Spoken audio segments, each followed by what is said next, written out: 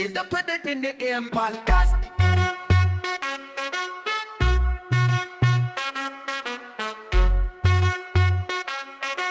This is the Put It in the Air podcast. Yes. Welcome in, everyone, to the Put It in the Air podcast. I'm your host, Brendan Casello, a.k.a. East Coast Virus. And I'm Pascal Rawls-Philippe, a.k.a. Punks and Drublick. What's going on, Punks and Drublick? How are you feeling today? Man, I am feeling surprisingly good for being 1-6. Yeah, you're heavy, man. You're sunk right to the bottom, man. I mean, listen, I have all the excuses in the world, and my team is finally back to full health. Got no more bye weeks for my superstars. I am feeling okay. I'm only 2 games out of the playoffs, so now it's time for my guys to go on a run. Yeah, you're one of those teams that got the heavy chunk of buys earlier in the season, so at least you can avoid that issue, if it is an issue for you or for any teams out there, bye weeks. The reason you have depth is to avoid having issues with bye weeks, but when you accompany bye weeks and injury, then things get hairy. I mean, Colin's feeling it, you're feeling it. I had pretty bad depth anyway. When I was drafting, I kind of drafted my depth to be potential keepers and handcuffs. And backup running backs. Well, that's what I'm saying. Yeah, a lot of them. Keepers and handcuffs. Yeah. I was more so looking towards the end of the season, and that was a bad idea. I really didn't do a good job on waivers either. Like, my drafting was bad this year. My waivers weren't very good. I don't know if it's just me, but it's really weird. The waiver pool this year has been real, like, rancid. There hasn't been any, like, can you name? No. Besides Jordan Mason. Nah, listen, Jordan Mason. Okay. Kareem Hunt. Yeah, but we'll see how long that lasts. So far, that's true. So that far, was so a good good, pick. Jawan right? Johnson, Right? Jawan Jennings. Jawan Jennings, right? But that was also a maybe, actually, that we'll find out. Yeah, we'll see. We have to talk about him today. Debo will probably be out this week. Ayuk is done for the season. Yeah. So the waivers, there's definitely been value on the waivers. I haven't been doing a good job at picking it up, and it's hurt me. Yeah. I think that, like, being at the bottom of the league, being first in waivers, I should be doing much better with my waiver pickups than I have been. I had Tank Bigsby, got him off waivers, then dropped him when he got hurt. Billy picked him up, and he's doing great on his bench. He's been a good pickup. But here's the thing, though. Like, the reason I say that I feel like waivers have been putrid this year, like, I don't think that anyone that's been picked up so far is anything like Kyron last year or Puka last year. Like, are they going to be this valuable next year? I'm looking for, like, the next stud, and we haven't seen that yet. I don't think. That's valid. I mean, at the same time, Kyron and Puka were unicorns, and they just so happened to come at the same time on the same team. Yeah, it's so weird, right? That's the type of thing that you are probably more likely to only find once every 3 to 5 seasons. Like, that's true. Mostly the guys who do well are the guys that you expect to do well. And then there's other guys, like, for example, even on my roster, like Alexander Madison, or even better, J.K. Dobbins, somebody that I drafted that was never on the waiver wire. That was, like, in a committee that nobody really knew, kind of like Kyron last year, where he was in a committee. It wasn't really his job yet. He took the job and he ran with it. Obviously owns it now. But, you know, you're looking at, like, J.K. Dobbins, for example, him and Gus Edwards. He was always supposed to be ahead of Gus when they were in Baltimore, but he just couldn't stay on the field healthy. And now he was drafted after Gus, and he's become one of my, like, stalwart running backs. Didn't have the greatest week this week, but he's just, 20 plus carries is where it's at. That's what you need in your running game. That happens to all running backs. You're not going to put up 100 yards a game unless you're Derrick Henry. Yeah. Hey, Babalu, another shout out to you, man. Damn. Shout out. Listen. Baba knows. It was risky. I am not going to give up that take. I still feel like it was a risky pick. Risk comes with rewards when it works out. So congratulations. Turns out CMC was a much riskier pick, and that was number 1 overall. Right. Hashtag Baba was right. I'll give him that. All right. Speaking of the league and players and communication. We had a lot of communication this week. It was actually really good. We got to hear from Aggie. He came out from under the rock he's been chilling in. He let me know he's had really bad service in the woods that he lives at. So, we had a couple. Is that the reason? Yeah, I didn't realize he was in the boonies. He's in the boonies up there. Boston has boonies? Boston has boonies, of course. It's the suburbs outside the city. It probably has hoods and boonies too. There's definitely that everywhere. I guess, yeah. But Aggie was awesome enough to send the group his draft grade, which was the missing piece. My guy, thank you, Aggie. It's awesome. I'm so surprised. This is the first year that everybody's kind of like showed their cards. Babalu and Marv kind of just told us without like sending a screenshot, but Aggie went as far as to send his like percentages of winning and all that, which we don't look at as like an actual number because the projections from NFL.com clearly are being debunked episode by episode. Right. Reminder, guys, this is not for predictions. This is for making fun of NFL.com at the end of the season. That's so true. And Aggie got a B-, which is a respectable grade, but going 1-13 and finishing in 11th place doesn't seem right. How is a B-, 1-13? It just means that you're in a class, bunch of smart apples in your class, and there's no curve. There's no curve. I will say this. I do think that we have one of the most savvy leagues out there because I see what is being said on fantasy Twitter about like what guys are still available out there, who you should be able to pick up on waivers. It's just a wasteland. Normally, right, like those guys have been rostered in our league for weeks already. For example, to prove your point, I just picked up Tua in waivers. It's my first waiver pickup in several weeks. I've been like hoping somebody drops somebody hot and I could just pick them up and use my higher priority that way, but it hasn't panned out that way. But I picked up Tua this week. He's still on IR. He's definitely playing. He's definitely playing, so he'll be coming off IR this week, but I put him in my reserve slot so I have an open space. Nice move. Yeah, just to see, And even when he comes off IR, you can keep him there until you try to add someone else, right? Yeah, I just can't make any roster changes. Right. So, but you can put players starters on the bench, right? I think so. It might be frozen in time, so you might have to set it up before. Right. But just to prove your point, like, it is a wasteland, man. Like, I literally started looking at defenses, and then when I clicked the kicker button, I was like, time to shut the app down. I'm not doing this shit. So yeah, Aggie, appreciate you. Let's see. Let me just look in a live look real quick. Speaking of people who were absent coming back, I was able to get Baba to talk. That made me feel good. Yeah, I saw him creeping on my post. I was in there talking it up. Like, yep. And I was like, oh hey Baba. He's like, oh hey man. So hi Baba. What up, Baba? Thank you for responding. That made me feel very good. We definitely want to have you on in a few weeks. So you better say yes, keep the line because on. Otherwise we know where you live. Yeah, and we'll be there. By the way, Aggie's 4-3. So just to kind of put NFL in its place, 4-3 is not 1-13. No, that is already 4 times as many wins as expected. Hopefully that's what happens with the 5-37 bet, which we'll get into in a moment. Unfortunately for me, I was expected to finish in second place, and I am second from 0. That's true. You're in first. If you flip the rankings upside down. I'm first place of the worst teams. So, guys, we want to tell you a little bit about the 5-37 bet, but before that, breaking news. There's breaking news on the horizon and actually behind us.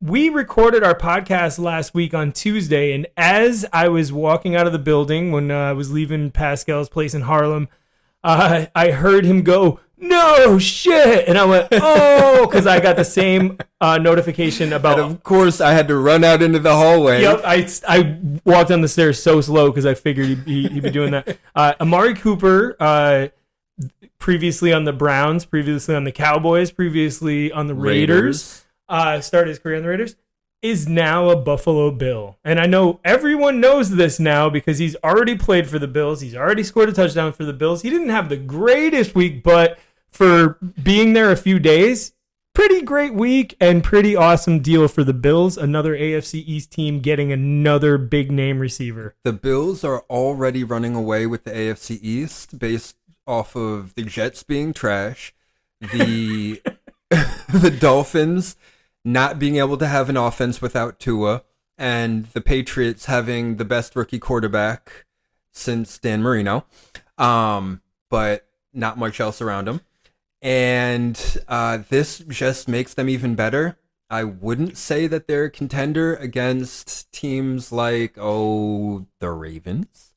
However, it makes the AFC East that much tougher on cornerbacks. Right now, look at who you've got as wide receivers in the AFC East. You have Amari Cooper. You've got Keon Coleman and Khalil Shakir, who are, good enough, I guess. But then you've got Garrett Wilson and Devontae Adams. You've got Tyreek Hill and Jalen Waddle. Wow.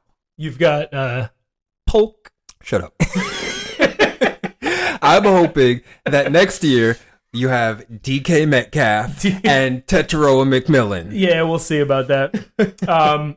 So yeah, Amari Cooper to the Bills, big news, and this really may turn the Bills around and hopefully open up the field for Dalton Kincaid, right, Jay? You're hoping. So we also got news this morning. Yeah, we got a trade. Big trade. Well, I don't know. We'll see. It's a big name, and that it's a you big can never name take that away from to him. a big team who needs a name. He's a big man. DeAndre Hopkins got traded from the Titans to the Chiefs for a conditional 4th-round pick. Listen, He's having an ice cream party right now. D-Hop has never made his money off of speed. He is a route runner. He's got hands, and those types of players don't fall off as quickly as the speed guys. Sure, he's older, but Pat has really been fiending for some receiving options, as evidenced by his droppable status in fantasy. So this should help out some. He's going to take the Rashee Rice role. That should hopefully help out Xavier Worthy, who really is just not doing much when he doesn't get touchdowns. And maybe open up Kelsey and all the other I think Kelsey flim flam over there. Pretty Kelsey's close doing to, pretty well, actually. So, like, I mean, he's in all right. comparison to the other guys. Yeah, he's all right. I mean, I think he's pretty close to washed. I think that he should be thinking about retirement. Maybe not washed. He's more like a regular tight end, a regular tight end one on his team now. I'll take that. I'll take that. I really think that this is good news for DeAndre Hopkins, especially. Oh yeah, for sure. And DeAndre Hopkins, owners. And then I also think that this is good news for anyone who's held on to Calvin Ridley, and because now maybe we'll have 12 targets his way that he won't catch, or not really his way, just 12 targets if you want to call them that. Yeah, I mean, I don't know if this is good for Ridley. I think that the Titans are a bad spot for any offensive player. They just don't have good quarterbacks. I think I agree with this, but even the worst teams have targets available opportunities. So I would agree for if this was Ridley of, call it 4 years ago, right? He's already 30 plus. And he was never a 1A receiver. He was always a 1B receiver. He put up some good numbers in Atlanta, but now he's older. He already missed that time. And so usually in my mind, it's the superstars who do well with bad quarterbacks, and I just don't look at him as a superstar. Yeah. And considering I'm saying this, he's going to go off for 50 points next week and average 30 for the rest of the year. I think that if anything, this just makes it more difficult for people who haven't dropped him yet, like myself, to want to see what's going to happen and hold on a little longer. You can always tell when a guy's on Brendan's team because the optimism is through the roof. Hey, man, the optimism, has been dwindling week by week with Calvin Ridley. Even after he got that 2-touchdown game, it was pretty fluky. But to my credit, DeAndre Hopkins, if he had a good week, he only had maybe 2 reasonable weeks this year. Those weeks Calvin Ridley got no targets, maybe 3 targets. The games that DeAndre Hopkins didn't do anything were the games that Calvin Ridley actually had respectable targets. But you're right. The Titans suck ass. So I'm going to keep benching him, and maybe you'll see him on the waiver wire eventually. All right, so we have a couple significant players on the trading block right now. We've got Deontay Johnson of the Panthers and Cooper Kupp of the Rams, both on the trading block. And don't worry, Sean, we're not talking about your team. We're talking about the actual NFL teams that pay these dudes. No. Like they're actually thinking about giving up on, well, not giving up on Kupp, but moving him. They're looking for a second round pick, which, since they put that out there, it means that they probably will only get a third. But either way, they're also willing to eat some of his salary, so they're really trying to move him. The word is that the Chiefs actually were looking at him before Hopkins, but didn't want to give up the pick. Well, see, what I saw was that they wanted the Rams to eat more money. I just don't think that they have that much room in their salary cap. You know, they're paying Travis a ton. They're paying Pat a ton. Pat already restructured his deal, so he can't do that again for another year. Yeah. And I think that they just gave Chris Jones a whole bunch of money. So it's like, I just don't think they have that much wiggle room in the cap. Well, Kupp hopefully goes to like the Chargers, so Justin Herbert owners can like finally play him. I can see the Chargers. Honestly, like, well, no, the Bills don't have any money. But like, I think that would have been a great move if they could have gotten Amari and Cooper. Then now they're really looking wild. I just don't want to see either of them go to the Cowboys. Oh yeah, I mean, because let's be honest, like, screw the Cowboys. I would love that for CD to stop getting triple teamed. That would be great. Yeah. Anyways, and then our last bit of breaking news: Alvin Kamara gets a 2-year extension. People were talking about him being on the trading block. So after rumors of him on the trading block. Yeah, I know he's got to be happy. You know, another $24 million in his pocket. I just picked up Kendre Miller on waivers, so not the best outlook for him, right? Today? Yeah.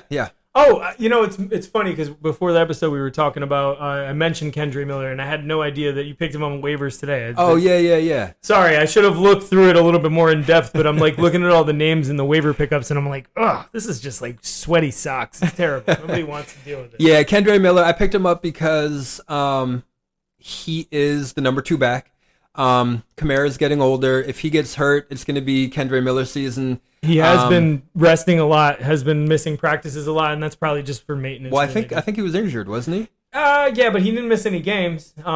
He was injured basically during practice on Wednesdays, Thursdays. You know, he hasn't missed any games though.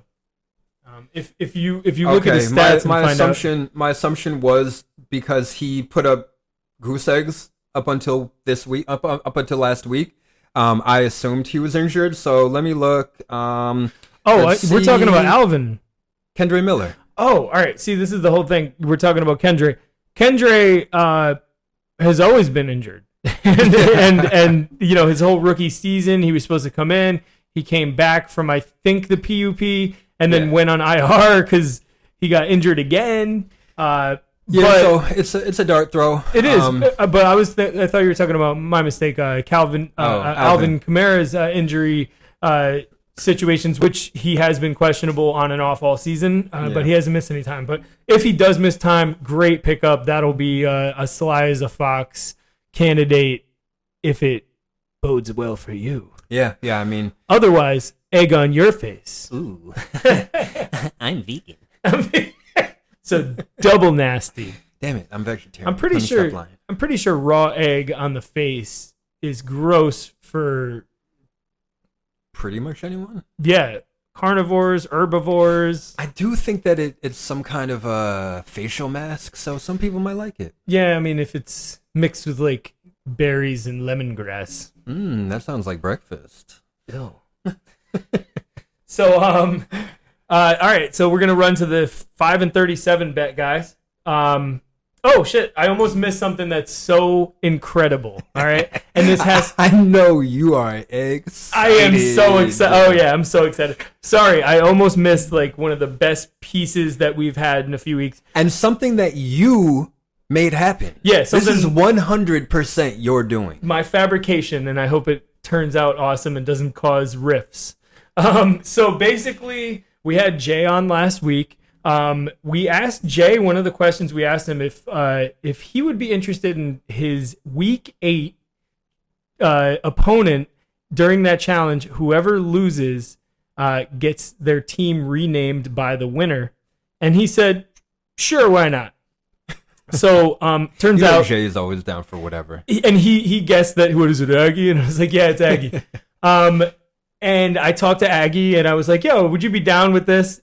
To your opponent, it's Jay. If you beat him, you get to change his name for a week, and if he beats you, you get to change. He changes your name for a week, and I hope he wins. Yeah. And Aggie's like, "Yeah, why not? Sure." So that's Now, gonna for happen. context, there's like some drama between them, right? Yeah. For context, they sometimes buddies get too close when they live together, or work together, or whatnot, too long, and some shit went down. We don't have to get into the details. I'm sure. Yeah, neither of us was there, it's- so we're not it's- going to give any facts that we don't have. Exactly, but the fact is it's unsettled, and I'm sure time heals all, and especially like fun fantasy challenges, especially if the name change is like a nice gut punch, but Yeah. isn't too below the belt.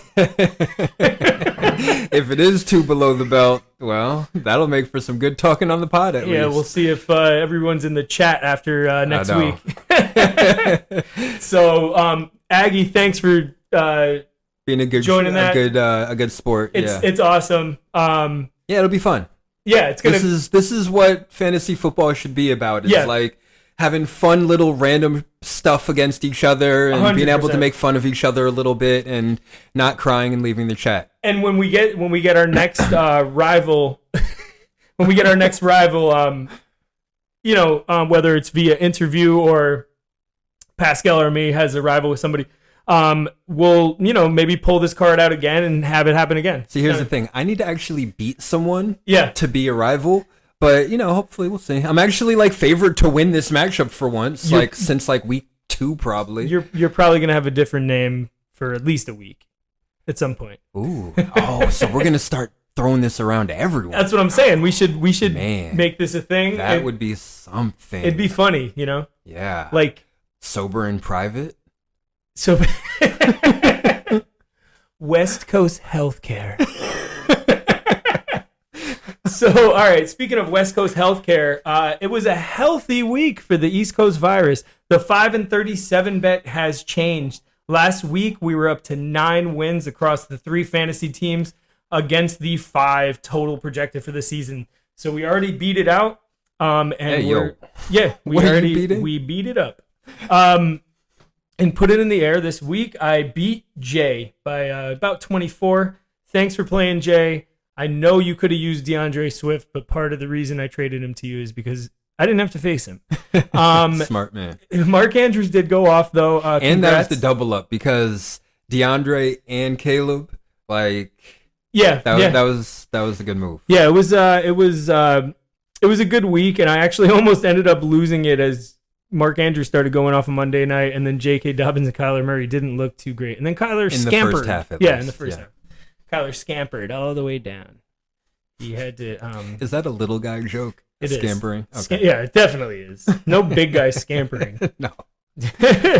So then, in the Lions Den, which is Jay's league, I faced Jay's dad, the Jets, and he didn't have a good week. I didn't have the best week. I beat him 110-94. Jay's dad's fantasy name is the Jets. Is Jets? All right, you're gonna need to start. You're gonna need to talk to him about that. We need something a little bit more creative than that. And then in the family league, I faced the Fluffy Beagles, Like Kelsey's that. wife. Like that. That is a great. Now it would be better if her name was the Fluffy Bengals. Well, she has a beagle and a cat named Fluffy. Okay. So, I'll give her a pass. which is my cat's brother, which is awesome. Aww. But I beat her by 16. It was a close matchup. she actually had J.K. Dobbins and Justin Herbert, and I had Kyler Murray and Marvin Harrison. So I won. Okay, so she basically had like a combination between yours and Jay's She actually, PETA team. yeah, she actually had Kenneth Walker and J.K. Dobbins as her starting running backs, which were my starting running backs. So I was like, damn, this is going to suck. But I won across all 3 leagues. I beat the Bulldogs, the Beagles, and the Jets. Bravo, my friend. Bravo. So I'm up to 12 wins, baby. That's why you're so happy today. Oh, yeah, I'm really happy this week. So Colin's 9, guess of 9, and Frank's guess of 10. Sorry, guys, you will not win any money this year. Out. You're out $5. So no, they're not out $5. It's well, just opportunity cost. You're even keel. So yeah, man. That was a good week. I'm very happy with my performance. Yeah, good job. So let's carry it on and find out what's what. It's in the air.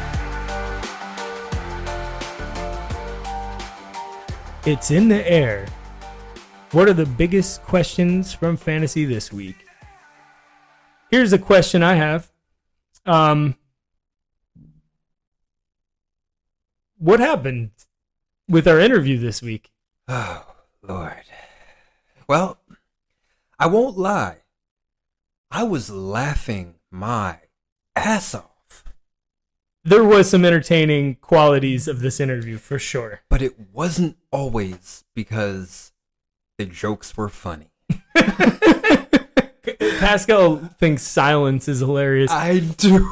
So- especially like the 13th time that it happens. So this week we attempted to interview Gray. Don't do that. We didn't attempt. We interviewed him. Yeah, we did. Yeah. The only issue is the interview was way too long. So here's the thing. We found out that some of our friends need media training. Yes. And we also found out that we need to do this like in the afternoon with a big cup of iced coffee and kind of more focus.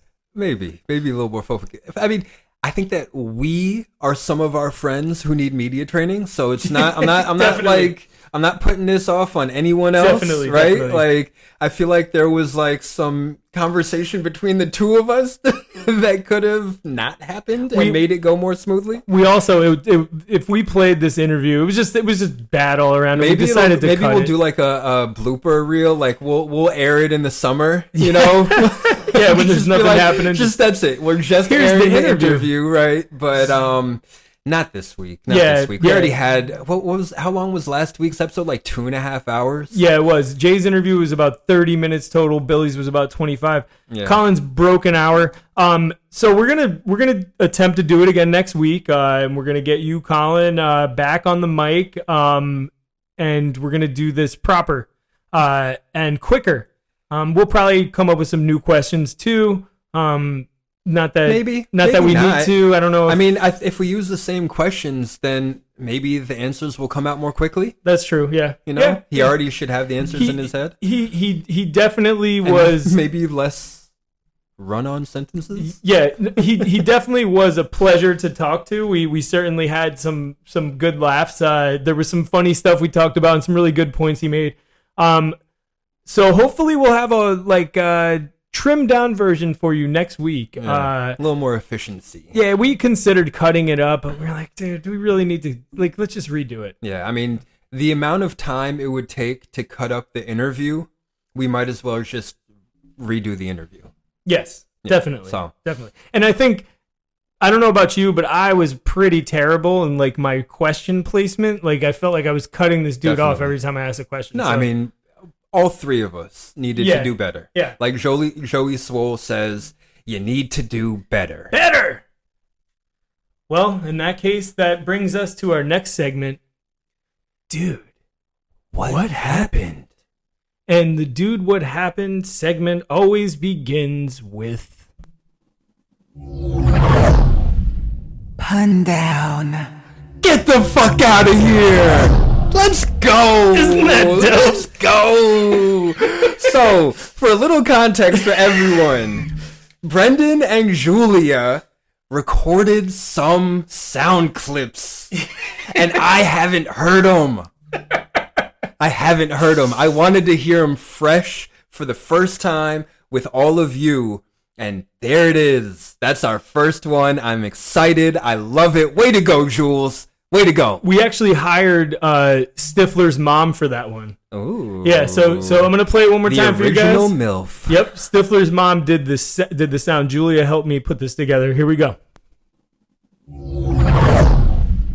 Pun down. Let's go. Stifler's mom has got it going on. All All right, right, so the pun down. So, the Broncos at the Saints. Bo didn't look good. Bo didn't look bad. Bo looked like Bo. However, the Denver D knows ball, and Javonte Williams looked like his rookie self. Meanwhile, the Aints without Carr and Shaheed look rattled with Rattler as their offense sputters and their defense stutters. You want to hear a joke? Denver is over 500. Okay, that's true. The punchline is the Saints, whose B team look like they can get beat by most local high school teams. Denver 33, New Orleans 10. The Pats at the Jags. The Pats and their outstanding rookie quarterback opened up with their best quarter of the season. Unfortunately, the rest of the game was back to usual. Meanwhile, the Jags stopped stepping on their own feet and looked like more than just Jags in a get-right game against a number 1 pick contender. The Patriots started off hot and went into the locker rooms with 6 minutes left before the half, as Jacksonville put up 22 points before the half. New England must have been looking at Big Ben and not the game clock, as they failed to win this one 32-16. The Titans at the Bills. The Titans look valid in the first half with Levis on the sideline as they make their fans see some hope, something that didn't last more than a few minutes after halftime. Meanwhile, Josh Allen still looks overrated, just not as overrated as earlier in the season, as he leans on his 2 new receivers and a fair amount of yak in a second half drubbing. Did you guys see the game? It looked as if Buffalo gave Tennessee a 10-point handicap before sinking the teeth into scoring in every way before the clock ran out. Buffalo 34, Tennessee 10. The Texans at the Packers. In this potential Super Bowl preview, the Texans kept it close all game behind a monster game from Joe Mixon, and despite C.J. Stroud playing like booty juice. Meanwhile, Jordan Love enjoyed throwing the ball to the Texans almost as much as to his own teammates, although Romeo was in Love's good graces. As Kaimi Fairbairn and Joe Mixon do their best impersonation of co-stars of Weekend at Bernie's, trying to hold up a sloth like C.J. Stroud, and they almost pull off the win. However, Jordan Love directs this flick, closing it out with Brandon McManus back from the dead to kick the game-winning field goal. 24-22 Green Bay. The Eagles at the Giants. In a throwback to leather hat football, Jalen Hurts threw for 114 yards, while Saquon Barkley ran for 176 yards as the Eagles sunned their division rivals. Meanwhile, the G-men played more like G-boys, as Danny Dimebags is some Reggie. If you guys like seeing Daniel Jones get sacked, this is your game right here. As Saquon makes a MetLife statement, and guys from Philly continue scoring by grabbing each other's butts. Philly 28, New York Giants 3. The Lions at the Vikings. The Lions get shut out in the first quarter, then shut out the Vikings in the second quarter, then close out each of the next 2 quarters with a score in a battle for NFC supremacy that has Jared Goff playing lights out once again. Completing 22 of 25 passes with help from his outstanding running back and wide receiver duo. Meanwhile, the Vikings pile on points in the first and the fourth quarters, but one of Sam Darnold's 5 incompletions was an interception in this nail-biter that came down to the wire. Putting up 60 combined points, this divisional matchup had it all, as Dan Campbell's love for clock management proved to be the difference maker. Detroit 31, Minnesota 29. The Seahawks at the Falcons. Geno Smith didn't play great, but he did play well enough with help from his superb running back Ken Walker and freakish wide receiver DK Metcalf and some key plays by the Seattle defense. Meanwhile, Kirk Cousins and the Falcons play more like clay pigeons as they turn the ball over multiple times, one of them for a tutty. The better bird team won. Seattle makes the most of Kirk Cousins' turnovers and closes out strong as Atlanta waves the white flag. Seattle 34, Atlanta 14. Cincinnati at Cleveland. Joe Burrow and company play okay in a division matchup against a rival that knows them well, as Joey goes 15 for 25 and 2 touchdowns against a stout defense. Meanwhile, Browns fans and massage therapists everywhere rejoice in seeing Deshaun Watson's Achilles quickly retreat up his leg, after which the offense shows some signs of life, just not enough. Deshaun Watson's injury cast a dark shadow over Nick Chubb's return and the Cleveland fan base as he was booed on the cart ride out. Cincinnati does enough to hold off DTR and Jameis. Cincinnati 21, Cleveland 14. Dolphins at Colts. The Dolphins end their 4-game separation from Tua with some life in the first quarter, but crash and burn in the second half as their superstar wideouts combine for 1 reception for 5 yards. Meanwhile, Anthony Richardson and the Colts don't look much better than the Tua-less Dolphins, yet they find a way to win despite their lackluster offensive output. The Dolphins were given false hope in this one as the Colts hustled their way to the win slowly in this week's snoozer. Indianapolis 16, Miami 10. Panthers at Commanders. Andy Dalton and the Panthers offense shows America that they can perform just as badly with their late 30s QB as they can with their early 20s QB. Meanwhile, Jaden Daniels shows that people like me who are worried about his slender frame and balls-to-the-wall running style were justified. However, Marcus Mariota proved to be more than just a placeholder in an absolute rout. As Washington is on their way to an NFC East title. Let's hope Daniels doesn't miss time. They didn't need him for this match, however, as Carolina gave them the right of way to steamroll ahead. Washington 40, the Panthers 7. The Raiders at the Rams. Gardner Minshew throws 3 picks, 0 touchdowns, and 2/3 of his yards to Brock Bowers in an attempt to make fans miss Josh McDaniels and Jimmy Garoppolo.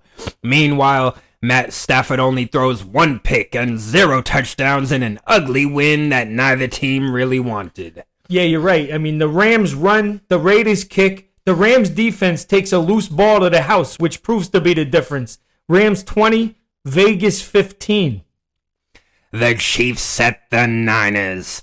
Pat Mahomes goes 16 of 27 for 154 yards, 2 interceptions, and 1 rushing touchdown in a rematch of last year's Super Bowl, but is bailed out by 2 touchdowns for Kareem Hunt and an outstanding showing by his defense. Meanwhile, Brock Purdy goes 17 of 31 for 212 yards, 3 interceptions, and 2 rushing touchdowns, as Kyle Shanahan just can't figure out things against Andy Reid. Yuck. In an ugly matchup between previous Super Bowl contenders, we now know that this year's Super Bowl should look very different as Kansas City wins 28, San Francisco 18. The Jets at the Steelers. The Jets have Aaron Rodgers, Garrett Wilson, Devontae Adams, and Breece Hall on the same team, yet only scored 15 points as the 40-year-old QB seems to be setting the Jets up to draft his successor. Meanwhile, the Steelers benched their 4-2 20-something QB for Russell Wilson, and they proceed to mollywop many people's preseason favorite for the Super Bowl. As Aaron Rodgers and Devontae Adams go off for 30 yards, as Najee Harris does his best Derrick Henry impersonation, and Russell Wilson is still a huge dork. Pittsburgh 37, Jets 15. The Ravens at the Bucks. Lamar Jackson and Derrick Henry look like the two best football players on planet Earth, as Lamar has as many games passing for 5 touchdowns and 0 picks as Aaron Rodgers, Ben Roethlisberger, and Peyton Manning, despite playing a fraction of the number of games as those guys. And Derrick Henry is on pace to beat Eric Dickerson's single-season rushing record. Meanwhile, the Bucks kept the game close behind Baker's 375 yards, 3-touchdown game, but his 2 picks did not help, and Mike Evans and Chris Godwin's injuries have Bucks fans wondering why their coach was trying to win the game while it was still technically within reach. As Baltimore dominates and Tampa Bay loses Mike Evans and Chris Godwin. And anyone who says that Chris Godwin shouldn't have been in the game is a complete idiot, because they were only down by 10 on a drive to win the game, or to be down by 3. They're idiots. I didn't write one for this, but I just wanted everybody to know that. Thanks very much. Baltimore 41, Tampa Bay 31. The Chargers at the Cardinals. In the game no one saw because it was stupidly aired on ESPN+. Justin Herbert throws for 350 yards, but Jalen Reagor fumbled a perfect pass into the end zone for a touchback, and Harbaugh's run game takes a nosedive. Meanwhile, the Cardinals get 100 yards from Terminator killer running back James Conner, and a slick 44-yard touchdown from Kyler. What happened in this game? I didn't see it because I don't have ESPN Plus. I got too many subscriptions. I'm just glad Kyler ran in a 44-yard TD without much effort. Cardinals 17, Chargers 15.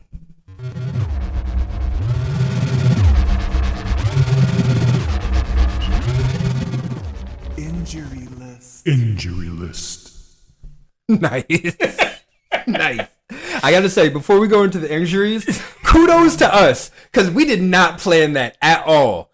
Like, I mean, I planned on doing that voice, but I didn't say anything to you. And so you coming in with your voice, kudos to us. Oh, in the pun down? Yeah. Yeah, you know, sometimes things work out in funny ways. Yeah, I've been wanting to add that voice in. And when I was listening to the to last week's episode, I was like, you know what, I'm gonna add that voice in. I think it might add something. We'll see how it plays, but I might change it every week. I think I'm gonna change it every week, get a little variety. My voice. You could do your thing. Yeah, probably not. I might change it. Who knows? So the one thing is, it makes me cough because summer. Yeah, you feeling all right? You need a lozenge? I do. Thankfully, I have my water right here. All right. Anyway, injuries. So, yikes. Bad week for injuries. Puka Nacua.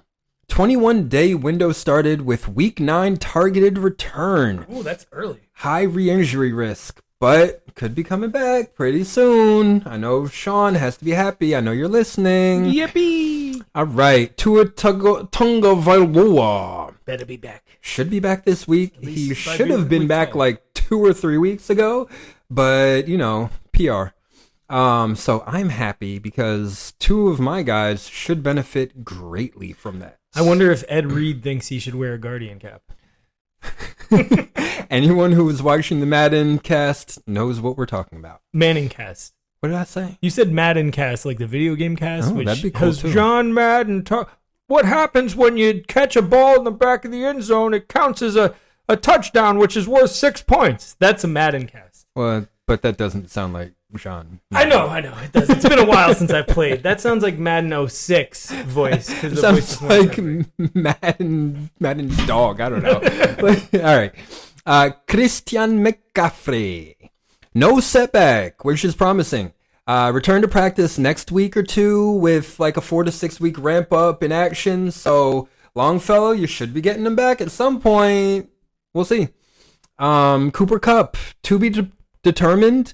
Likely sitting out this week, but he's currently on the trading block. So I don't know. Maybe if he's on the trading block, they might keep him on the bench until he gets traded. That's so true. Just because they don't want to mess up that trading. The whole thing is, though, the reason I'm not sure is because he put in a full practice on yesterday, and his questionable status has been removed, so he is a healthy-looking player when you look at him on rosters. Yeah, I would just Kind of exciting. before you put him in a starting slot, I would make sure that he's starting first. That's true. Yeah. You know, it's like the Michael Pittman experience. It's like, is he going to be on IR? Is he going to be questionable? Is he going to be out? Oh, wait, Yeah. he's healthy. It's got to be really kind of scary for Sean that he's on the trading block, though, because it's like he could get traded to a bad team. He could get traded to a good team where he doesn't have chemistry.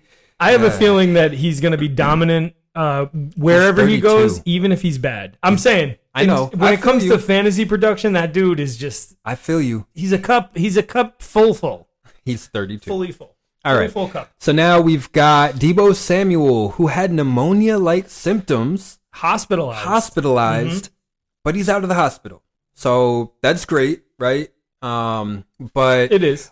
Shanahan said that he's not sure if he's going to be able to play. I think they play on Monday night or Sunday night. So he's already that's not sure tough. if he's going to be able to play. I wanna saw look some elsewhere. people online saying that there's a chance he could be out for the season. What? Pneumonia, I mean, it's fluid in your lungs. Like, that can have a pretty heavy effect. But the fact that he's out of the hospital, that's a good sign. So we'll see. Let's see. We've got... Sounds like he needs to inhale a sponge. I'm just kidding. That's messed up. We've got Jonathan Taylor, likely back this week with high re-injury risk, but it's odd that he's still out. So you got to see what's going on. I think Billy might have picked up Trey Sermon. No, Trey Sermon got dropped, and so did Tyler Goodson this week in waivers. So they're okay. Goodson both- got dropped too. They're both Okay. available So they're in both available. waivers. If you didn't put any waivers in, then your priority went up. Yeah. So So not sure if JT is back this week. Let me make a bold prediction. When JT comes back, he has Joe Mixon-like performances like he never left. Yeah, I don't know. We'll see. I mean, really don't have a lot of faith in that, similar in that injury. Colts offense. I don't have faith in Anthony Richardson. I think they need Taylor to open things up so Anthony Richardson can like do something that's not bad. I found out this week that Anthony Richardson is younger than all the QBs drafted this year. Really? Yes. And Drake May is only 22. So that was pretty shocking to me. I didn't realize he was Jesus. that young. Damn. All right, so now we've got Jordan Mason, who obviously played, but there's still a re-injury risk. So I dropped Isaac Guerrero. So, I mean, Mike, if you want to pick him up, you could have 3 San Francisco running backs on your team. Almost like Pascal with the Bucks running room. He almost picked up Sean. I literally never Tucker? thought about picking up Sean Tucker. Didn't you say that last week? Like maybe I should pick him up. No, maybe I should have. I should have, but then Yeah, but then I was- you'd be in a shitty yeah. position. No, yeah. I mean, it would have been the same as picking up Isaac Guerrero because Yeah. he didn't do anything and I would have dropped him. So Mike, that's kind of a recommendation to pick up Isaac Guerrero for your team. Yeah. All right, we've got Guarendo. Travis Etienne, who's likely back this week with some re-injury risk, but no dip in production. You sure about that? You don't think he's gonna have a dip? I'm not a doctor. That's just what the doctors are saying. Oh, well, I'm saying I'm talking about it more in like a Zamir White, Alexander Madison terms. No, where- so is Doug Marrone still their coach? Whoever their coach is said that he's still RB1. So yeah, that's Listen, true. But coaches lie. Coaches Bigsby's lie. to be used along with. Yeah, for sure. It's likely still going to be a committee, but they're saying publicly he's still RB1. So, you know. Oh, they are saying he's RB1. Yeah, Okay. yeah. All right, because Zamir White before his injury was sort of downgraded by the coach in coach words. You know, he wasn't put down on the depth chart or anything, but at this point, I think he is. I think he's second on the depth chart. So. Okay, so then we've got Chris Olave, your guy, who should be back this week. Oh, I hope so. Now, we saw that Malik Neighbors was out 2 weeks with his concussion, so you never know, but most guys are only out 1 week, except for, Tua. Come on, Olave, man. I so- want to see how it's like to Probably be an back, Olave but, manager. based off how the rest of your trade goes, not going to be anything for you. I think it's going to be great. Probably should put him on the straight drop list, but not yet. I'm excited to see what happens. All right.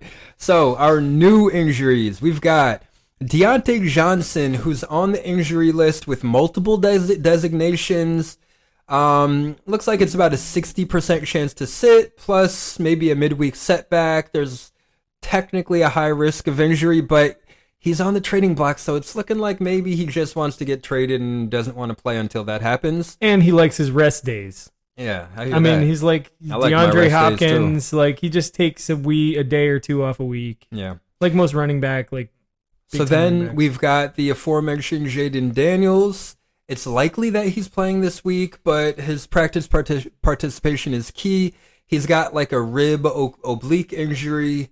So, you know, he was trying to stay in the game last week, so it's probably a good chance that he will be able to play this week, but just keep an eye on his practice participation. We always talked about like his he's always smiling, and like even when he's injured, I mean, in this case, he was still smiling, wincing a little. He looked a little uncomfortable, but he was still. Yeah, when he came back out from the locker room, he was all smiles. Yeah. That might have been the Toradol. I don't know. I but- just think that it's the discomfort might affect his like his reaction time and things like that. So I think it looked like it was on the right side also, and so that's his throwing side. So it might. he's probably going to affect run a his- lot more. Well, it just might affect his ability to throw the ball. But I don't know. I'm not a doctor. We'll see. Brian Robinson. Brandon Ayuk. Oh Not a good season for him. no, man! Yeah. One good week, and let's put And the that's it. cap on it. That's it. Season over. He tore his ACL and MCL. That sucks, man. It really does. They should have traded his ass. Yeah, I mean, he should have allowed himself to be traded. That's really what it That's is. true. Yeah, he was playing hardball. Like for them, no, it was smart for them to re-sign him. He'll still be back next year. Like it's not like he's gonna forget how to run routes because That's he got true. injured. But from his perspective, he's probably second guessing stuff and being like, "Damn, what if I let myself go to the Patriots and play with Drake May?" But he didn't. DK Metcalf strained MCL, or it's likely an MCL strain. He's a big boy. He's a big boy. I see him playing through it, but There's a chance Maybe he's not. sitting this week, but he's trying to play. If he does sit this week, he'll probably be back next week. But keep an eye on the practice participation. keep an eye on JSN. Yeah, I mean, yeah. Then we've got Deshaun Watson. Snapped his Achilles. That's it. Season over. Yeah. Done. Bye. I want to say something about this. Look, man, Deshaun Watson has made some questionable choices in his days, but let's not forget who he was on the field when he played in Houston. Him and Pat Mahomes were like the up-and-coming talent. He was very, very talented. Oh, I think he was top 3, top 5 in the league. Exactly. He reached the playoffs. I think every year he was there. I actually won my last championship with him as my quarterback all year. He's a very talented player. Now, he missed time due to injury and then had his scandal where he wasn't agreeing with the Texans' ownership and everything at that point, and then the scandal broke. I thought it had to do with maybe Texans' ownership, and it turned out to be a huge, uncorked situation. We're not going to get into the details of it, but apparently he's It's on Google if you don't already know. yeah, there's some grimy actions on his end, and he served a 1-year suspension due to that. During his suspension, he was traded to the Browns, who gave him $290 million or I something think it was absurd. 240, but yeah, 240. like all guaranteed, fully guaranteed. Something absurd. And gave up was it 3 first-round picks? Yeah, they gave up a lot to A get him. lot. Now look, I don't hate the Browns for doing that. I mean, it's questionable based on the Nah, that was stupid. No, It well- was stupid. Like giving any quarterback a fully guaranteed contract that at is that very point stupid, yeah. was stupid. That is very I mean, stupid. I applaud anyone in the NFL that can get a fully guaranteed contract because those guys deserve every penny that they get. However, from a decision-making standpoint, from a business standpoint, The production it was usually takes stupid a to hit. give up that much draft capital and that much guaranteed money to a guy when guaranteed money for quarterbacks just wasn't really a thing. Kirk Cousins was the only guy who got it. Now here's the thing. It's not about what he did. It's not about the contract. It's not about the move. All right, Deshaun Watson starts last year on suspension. He comes in, he's not allowed to practice with the team, so he comes in and plays the second half of the year and looks like garbage, which is what everybody expected because he had no time with that team. So this year, he finally had an off season where he can ramp up. He's been putting in a lot of work from what I've seen, and he had an opportunity to maybe show some of his old ways. And I'll tell you, he had one of the worst 6 games as a starting quarterback in the NFL. On record, he was not very good at all, like pretty bad. For this dude to tear his Achilles clearly on TV, I mean, I saw the snap and I was like, oh my God, I texted the chat immediately like, yo, he definitely tore his Achilles. Oh yeah, you can see it go up into his knee. And then to see him get put on the cart and then without sound on the TV at the time, to see him have the towel over his head, bawling, crying. And then the next day to read about Cleveland fans booing him as he was getting carted off. Now, Which wasn't even about the sexual. Oh, sorry, court case. It was about the team not playing, about the offense not playing well. But either way, dude, like, I feel. I'm just saying, if you were booing because you dislike who he is as a person, I don't like it, but I can empathize a little bit. If you're booing because the product on the field wasn't good and you're glad that the backup quarterback is going in, you're a dickhead. I think you're a dickhead either way, and I feel terrible for Deshaun Watson. And like, I never thought I'd be standing up for this guy, but like, yo, that's something that'll get somebody to consider, ending it all. Unaliving themselves. Yeah, and they say on seriously, the like internet these days. the dude was on top of the world, and he can cause serious depression for sure. He certainly made his bed and made his choices, but like, he doesn't deserve that, dude. Come on, man. Like, the guy is a human being. And anyways, he's out and he's probably done for his career. And I hope he. I don't know about that. I mean, the Patriots are gonna pick him up and re-alive him? Oh. For what? We got the best quarterback out of the draft. Well, as a backup to Drake May when he has an ingrown toenail or something. In the NFL, a lot of coaches feel like they can rehabilitate guys who didn't play well at their last stop. So someone's going to give him a chance. And I mean, the Browns will likely have him starting next year. So I don't think it's the end of his career. But okay, all right.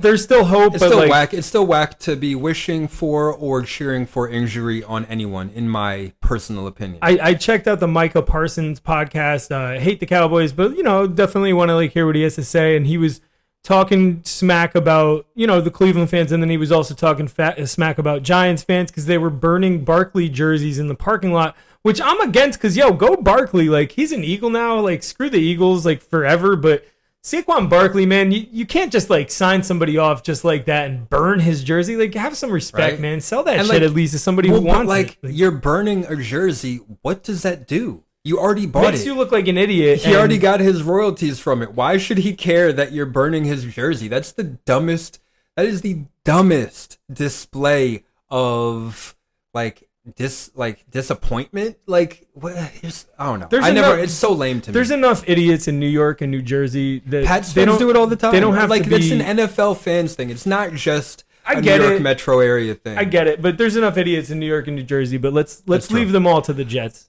So let's get back to what we were talking about. Injuries. We got a few more. Juju Smith-Schuster. Looks like he re-aggravated his injury. Not sure what it is. I think it might be a hamstring. I think it was a career-ending injury that they brought him out just for the Halloween season. I don't really care. The corpse of Juju Smith-Schuster. He was like a scarecrow. They hired some guy to carry him around. He had a pretty big week, but they hired a fast guy. He's likely missing at least this week. I don't know if he's even rosterable, especially now that they've got D-Hop. But yeah, he's out. If I only had a brain. Now, Derek Carr, I noticed that I never put him on the injury list, so I want to talk about him this week. He got hurt in week 5 against the the Chiefs. It was an oblique injury, and it looks like he'll likely be back next week, which is kind of a good thing for anyone who's a Saints fan or has Saints players. However, Rashid Shaheed is on IR, so great for Chris Olave. Technically, Yeah, I guess not. Now there's a chance he's going to get double covered. Probably good for Alvin Kamara and maybe Kendre Miller. I know They that's going might- to give Kamara a big head, but hopefully Olave comes in with the actual big head and gets no more concussions. Guardian cap joke. Oh, I see. I was very lost. But yeah, Derek Carr coming back, it's got to be better than having Spencer Rattler, who I like, but he's a rookie and a 5th round rookie at that. You got a snake. Lastly, I've got Jonathan Brooks, who's been on NFI from, I think, an ACL tear in college, but he needs to log full full participation in practice before returning. But he and Shuba Hubbard could be a good 1-2 punch. A lot of people saw him as the best back in the draft. So keep an eye out. He might be back next week. Keep an eye out. And I want to add 2 guys to this list because they're super important to fantasy football.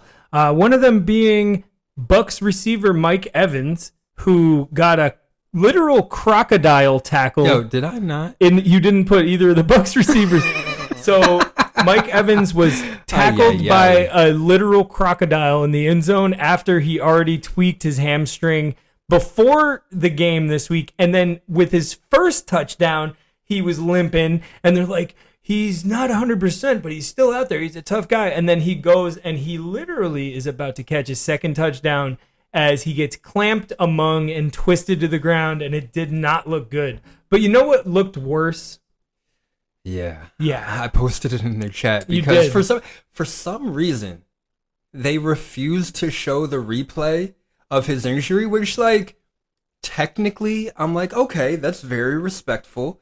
I really think that makes sense. However, they showed Damar Hamlin dying on the field over and over and Yes. over again. And they showed Aiden Hutchinson's wiggly leg the week Right. before, which is a similar injury. I Right. mean, then again, no, it's not. I thought it might be. It No, was a I think wiggly he broke- situation. I think he broke his leg, right? he broke his the big bone in the The tibia? and that it was like a gelatin Yeah. leg tip, like foot. I think they showed Brandon Ayuk's injury, That didn't look good. right? They showed that again. So it's was like, torn what ligaments. was the difference with Chris Godwin's? But You know what? okay. I watched the play live. I saw him extend for the first down, which he got. It was like a 15-yard catch. It was a bold move. I think it was third down, maybe not.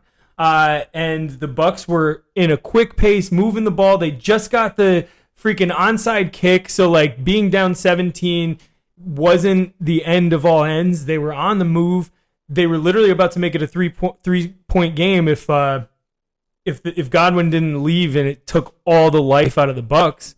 And he left his ankle in, before the first down marker, and his body kept going. Yeah, it was bad. It was bad. So he's out for the year, most likely. They haven't confirmed I don't think there's that. any chance that he's back this year. Yeah, they haven't confirmed that. But what's really sucks for him, like Ayuk, yeah, he got paid. Chris Godwin is a free agent at the end of this year. Oh, So man. this is why he was performing, bro. And Mike Evans Well, that's last not year, why. That man is a beast. Of course, he's a beast. But Mike Evans last year was on a contract year, and that was part of the reason I drafted him last year. This year, I was targeting Godwin, but Yeah, Billy. was it Billy? Yeah, Billy got him right before I could grab him, and he was proving to have like a top 10 Yeah, he put up like receiver year. 35 points last week. Yeah, Didn't he? he was nasty. I think he would have outperformed Mike Evans for the whole year. Now, hopefully, the Bucks do right by him and still give him a big contract. I think they that will. that's kind of the way that things are going in this day and age in the Yeah. NFL. The doctors have gotten so good that they're able to get these guys back to full health, mostly to full production. But if they don't, I would not mind my Patriots throwing a bag at him. And Todd Bowles is their coach, right? Todd Bowles, is it Todd Bowles? Is that his name? He Maybe. used to be with the Jets. Yeah. He I think it's him, he had his post game interview. Man, what a calm and collected dude. Definitely loved what he said. They questioned him. Multiple reporters questioned him about, why was Chris in the game? Like, you're an idiot because we're trying to win the game. Yeah. That's what we're doing. We're here to win the game. And he was just very cool, calm, and collected, and obviously upset. We play to win the game. Like, come It's on true. now. Like, It's- what are you talking about? you're Like, really? Really? That's what we're doing now? We're taking players out as we're trying to win the game because it's late in the fourth quarter? It's like, get out of here. You That's guys wild. had already lost the game, obviously. Yeah, obviously, when the clock struck 0. Yeah. Like, if he was out there getting tackled after the clock struck 0, then yeah, I mean, what the fuck? Yeah. So Chris Godwin is the last injury Yeah. of this week, which will bring us to, unless you have any other Nope, that's it. bum knees. I mean, I already missed 2 of the biggest injuries Yeah, of the you week, did. so You did. I mean- I think that's it. I might have to run through the list and see who Yeah, else see, is there. my friggin' I get the injury list from this doctor on Twitter, Cool. and he posted the injury list like on like Monday, I think, before Monday Night Football, I see. and I just wasn't thinking. I really like want to run through our whole league and just be like, wait, what about Ty J Spears? Oh no! All right, so moving along, we're gonna do the put it in the air matchup results. You want to begin this one, or you want Yeah, to? sure. I wasn't sure if you had a nifty little Yes, a nifty jingle. little jingle. The Yeah. last jingle will be towards the end of the podcast, All so right, stay heard tuned. you. The Boston Bulldogs versus the East Coast Virus. Nah, it's gonna make me cough. Hold on. You could do this one in a woman's voice. It'll be softer on the, The larynx. Boston Bulldogs versus the East Coast Virus. Maybe not. Yeah. So Brees Hall gets back on track, racking up 26 points as A.J. Brown and Mark Andrews go off for 20 each. But Mahomes was the only other player with double-digit points with 12, as the bye week deprived Boston Bulldogs of 3 of his best players in Caleb Williams, newly acquired DeAndre Swift, and kicker Brandon Aubrey, who is actually one of his best players. He's a beast. Meanwhile, East Coast Virus got 20-plus points from Kyler Murray, Amon-Ra St. Brown, Brian Thomas, and Ken Walker. Yes. As that's all it takes to take down his former roommate and recent trade mate, 135 to 111. Nice. I have to say, I forgot. What was it? Oh, I was gonna bench Ken Walker. Really? Before the game, yeah. Yeah. Really? Because I had JSN and Ken Walker in my flex, and I was gonna bench Ken Walker. I swear to God. Yo, you don't deserve to win another game. I swear. Like, you really don't. He was questionable all week. I don't And, care. I'm sorry, no, he was questionable with an illness, and it came on Saturday. That's why I was gonna bench him. Ah. So it was like one of those. Okay. Oh shit, dude! You is get he- a is very, he actually- very, very small pass. Yeah, but I played. I him. wish I had known because I played Pop Douglas, who was also sick, Oh, but they didn't say anything. And so he played like 4 snaps, got 2 targets, and then started vomiting everywhere and couldn't play anymore. so then I'll say something. Punks and Drublick versus great. Great. Sunday morning, Pop Douglas has some bad bangers and mash and is forced out with only 3.2. The Punks look to steady the ship with a juicy matchup for this stack, with his stack of Hurts and Devontae Smith. But you can't stack just one thing, as Jalen Hurts puts up almost 23 to Smith's 0.8. It's hard to win when you have 4 wide receivers with 0, 1, 2, and 3 fantasy points apiece, as Christian Watson and Jalen Waddle fill out Pascal's receiver room, who puts up a total 7.8 fantasy points out of 4 players. Pathetic. For Colin, that's great, as the Bengals double stack nets 38. The Bengals discontinued condiment Joe Mixon goes off for 26.4. Geez, does this guy secretly love the Cincinnati Bengals? His love for this week's fantasy performance is out, as Jamar Chase scores again with 17.6, and the beast, Brock Bowers, snags 10 of 14 targets, finishing with 19.3. Punk's kicker defense combo of Houston and the LA Rams puts up 29, as his choice of starting Bucky Irving over Rashad White proves to be the losing move to propel Great to 2-5, and Punks falls to 1-6. No, you're wrong. What? You're wrong. If I had started, If you started there's White no over way. Bucky, You're talking about if I had started both of them, but Rashad White was questionable all week. There's no way I would have put both of them in. oh yeah. And they played on Monday night. How much so more did he score? 29. Colin. No. He scored 13 more. He beat you like 113 to 100. Yeah, I would have only scored 113 if I had played Rashad So over it would have Bucky. been- So I still would have lost. by less like than 2. a point. Yeah, like a He point put and a up half. 113, right? He put up 115. 115. Yeah. Okay. So I would have lost. I would have still lost. It would have been close, sure, but like, You had wouldn't have made the a difference. opportunity. The opportunity cost was there. Without a Godwin injury, there was a Yeah. very good chance that It would have looked the same. it was a Yeah, loss. a loss is a loss. At least I scored over 100 points. That's all I wanted. Hey, Now my team is back to going full tilt. speaking of scoring under 100 points, The auto draftees. And let me actually, before I go here, the fact that more than half of the teams scored less than like 115 points this week made me feel a lot better. It was just a shitty week for fantasy. Yeah, That's it just was. how that goes. for All most right. teams. So, the auto draftees versus Catch This Fade. 20 points from Aaron Jones and Josh Jacobs, plus 23 points from David Njoku helped the auto draftees sneak above 100 points, as 0 points from Tank Dell, 2.3 points from Tyreek Hill, and 8 points from Alvin Kamara and Tyler Lockett just wasn't enough. Meanwhile, Catch This Fade is back to rolling, folks, behind 17 points from Jordan Love, 21 from Justin Jefferson, 22 from George Pickens, 32 from Jahmyr Gibbs, and 20 from the Broncos defense. Thursday night. As Catch This Fade competes for the top score but falls short, beating the auto draftees 149 to 105.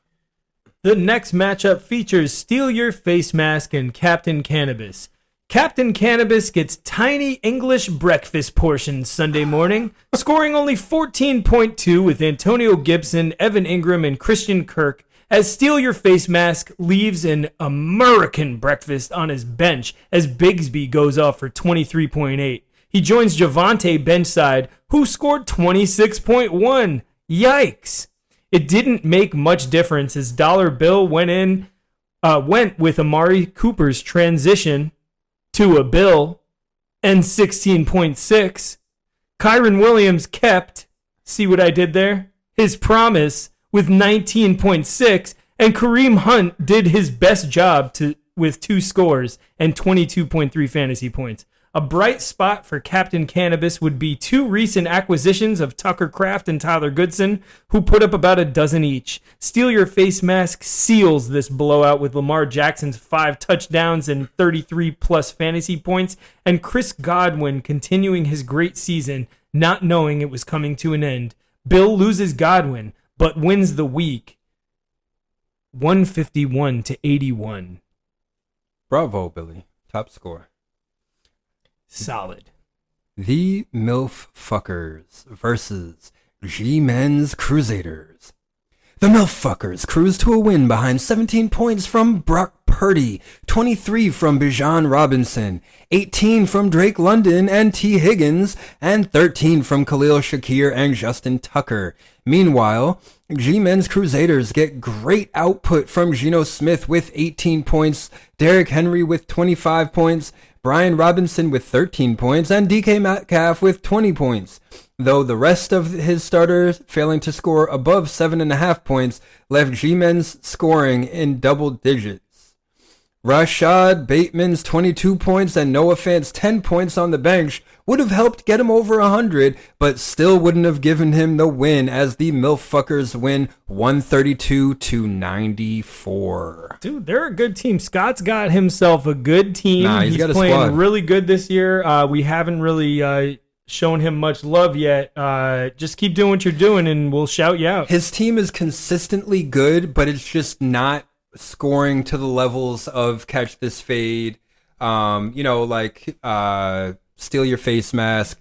They're kind of stealing the show, but Scott, you deserve your credit, man. Your team is balling. I mean, we've been shouting out Marv for being undefeated. By the way, Marv is 7-0, and Scott's at 6-1. Yeah. I'm right behind him. Well done, my friend. Well done. All right, last matchup. We have Salute Your Short Fellows versus I Fucks Your Mom. On Thursday, Bub Means hit the wide receiver Mean with an underwhelming 6.7. The Short Fellows started off slow but were able to pick up the pace as Aggie laid a goose with Cleveland's kicker, followed by another goose from Debo, who was banged up early in the game.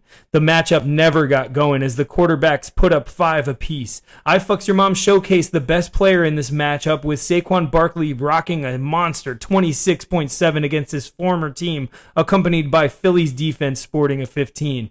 The I Fucks Your Eagles couldn't hang as Short and Mello put up 15 and change with McLaurin and Kittle and closed the deal with a combined 27 with Washington's kicker and the Bills' D, and a healthy 17 on Monday night from James Conner. Salute Your Short Fellows wins this matchup by a good amount. You forgot to put the I didn't put the score, so I'll tell you and give me 1, 3, 2, 2, 5, 1, 4. A, Slow internet. B, Slow internet. C, Slow internet. D. There it is. 108.64 to 85.84. Hey, look at us filling up the dead air. Nice, nice. Hey, let's fill up some more dead air with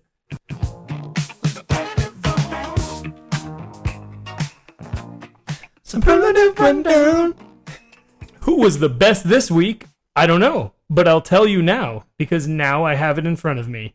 The quarterback of the week this week was Lamar Jackson. Obviously, 5 touchdowns thrown, Duh. tons of rush yards. Oh, real quick for Lamar Jackson, go ahead. What did he score? The number 1 quarterback on the season put up 34.44. So I just found this out this morning Oh yeah, that let's see, 3 times in the history of the NFL has a quarterback thrown for 5 touchdowns in less than 25 passing attempts, while also rushing for over 50 yards. Do you know who was, how do I put this? Who the others were? Who the others were? Could it have been Michael Vick? No. Kyler Murray? No. Could it have been Jaden Daniels? No. Another Russian quarterback that I can't think of? Maybe Lamar Jackson? Yes. Oh, 3 times this has happened in NFL history. All 3 times it was Lamar.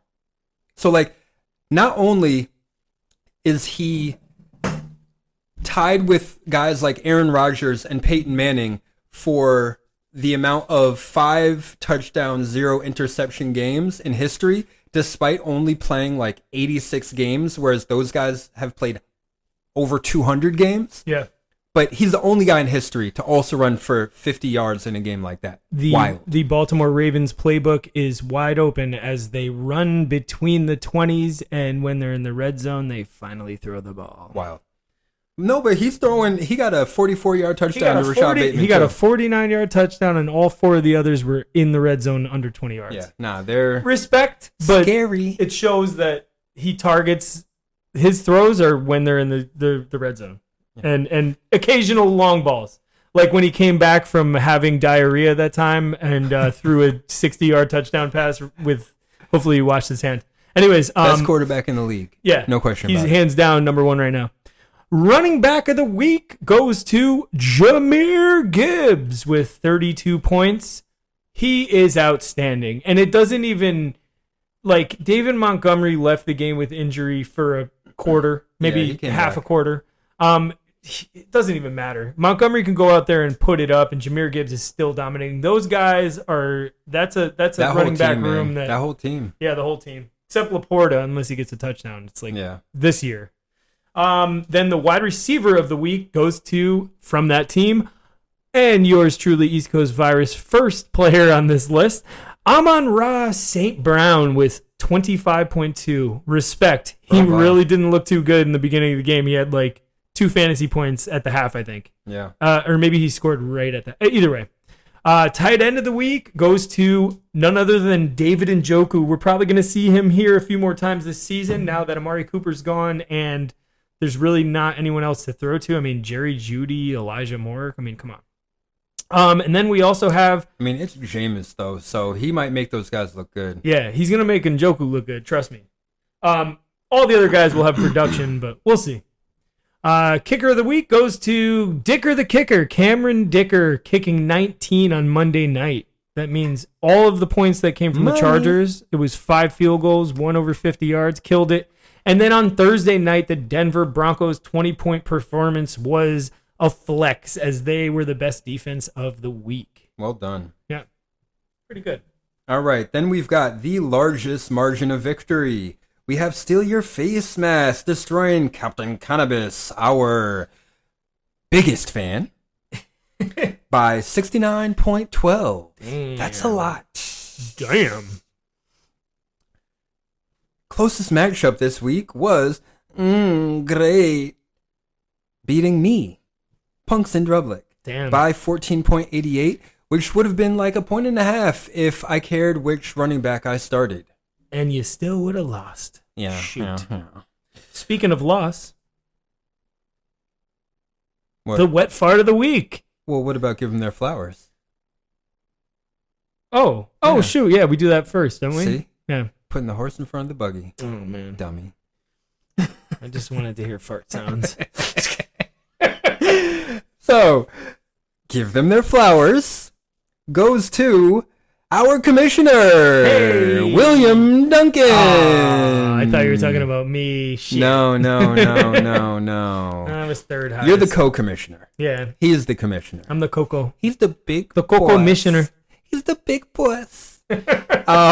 So Billy got 151 points, which is really pathetic for a high score of the week. I think it's But the lowest. So It is far. still the high score, so $25 to you, which, considering our co-commissioner is Booty Juice, we're bringing that back this week. You probably won't get it for another 7 weeks. It's all good. He just got a promotion. He let us know. Oh, right, that's true. Yeah, you don't need it. So send it my way. I'm still unemployed. So, our wet fart of the week goes to our biggest fan. Our biggest fan. He just bought the bumper sticker. Yes. There was only one. I made. think he's waiting on his T-shirt, the PETA podcast T-shirt. Yeah. We're also coming out with a line of handheld sandwiches. As opposed to.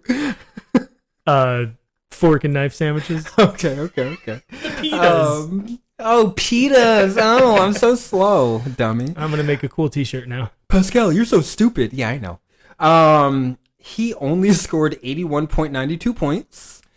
Not very good. Can we throw in the honorable mention that However, yes. Our honorable mention goes to I Fucks Your Fantasy Team with 85.84. Damn. Now, coming into Monday night, I believe, we had half of our teams projected to score under 102 points, with only one of those people expected to score over 100 points. So there was a good chance that half of us would score under 100 points. Ended up turning out that I think like maybe 4 people scored under 100, but it was not a good week for fantasy for anyone. So at least we can be in misery together because misery loves fantasy. And misery feels good when you get the W. But you guys could take this one and you guys could keep that week. Yuck. Keep it. Yeah. Nice transition, Brendan. I didn't even pick up on that. Go! All right, the keeper alert. Welcome into the keeper alert. We have already gone through our injury list, but keeper injuries, let's not forget. Week 1, Puka Nacua, still out. Week 2, Isaiah Pacheco, still out. Week 4, Jonathan Taylor, hopefully still out. Right, Billy? Week 5, Nico Collins, still on IR. This week, we lost one, and this one is the worst one. The first keeper to be out for the season, Brandon Ayuk. Sorry, Colin. Ouch. Colin, both of his keepers are on this list. Honestly, though, this might be a good thing for Colin because he's been starting him and getting not very many points. So at least now he can potentially put someone in there who might actually score a lot of points. Very true. We still only have the Dalton Kincaid, Mark Andrews keepers that have been traded. That might stay the same all year. We'll see. The only keeper on bye this week was DJ Moore, and the only keeper on the bench this week, let me remind you, I wish it would have made a difference, was Rashad White. Yeah. I mean, I'm telling you, if I had a chance to win that game, there's a good chance I would have put him in. And I guess technically I did have a chance to win it, although I didn't. So technically I also didn't. But yeah, I just didn't think I had any chance. I didn't think he was going to put up over 30 points. I was right, so I didn't care to make that decision. Well, the keeper of the week, at least it was Rashad White. On your bench, 29.1 points. Yeah, I'll take that. Whatever. Now Pascal is going to go through the teams that pulled through the rough week with a W. Yeah, boy. So we are starting out this week with the Millfuckers. You win. Brock Purdy put up 17.2 points compared to 17.4 expected. Drake London put up 18.3 points compared to 17.1 points expected for a total 1 point over expectation. Well done, NFL predictions. Right? Finally. Salute your short fellows. You win. CJ Stroud put up a measly 5.3 points compared to his 18.4 expected, and George Kittle put up 15.2 compared to his 12.8 expected for a total of 10.6 under expectation. How did you win? Catch this fade. You win. James Cook put up 9.2 compared to his 13.4 expected, and Nico Collins, who is still on IR, put up 0 as compared to his 0 expected for 4.2 under expectation. Is everyone under? No. Our friend East Coast Virus. I win. Kyler Murray put up 20.2 compared to his 17.9 expected, and Mark Andrews, who currently played against him on Boston Bulldogs team, put up 20.1 compared to the 7.7 expected. So East Coast Virus's keepers put up a 14.8 over expectation. Mostly against him. Yes. Well, no. Kyle Murray. Oh, yeah, true. Yeah. I'm just stupid. My bad. No. Then we have Steal Your Face Mask. You win. Steal Your Face Mask has Jonathan Taylor, who is still injured, putting up 0 points compared to 0 expected. And Kyron Williams putting up 19.6 compared to 16.7 expected for 2.9 over expectation. You're in the green. And lastly, but not leastly, we have Great You win. with Brandon Ayuk putting up 4.3 before his knee got blown out compared to 12.3 expected. And Isaiah Pacheco still on IR, putting up 0 compared to 0 expected for negative 8.6. Oh, man, I can't talk. I don't know what to say.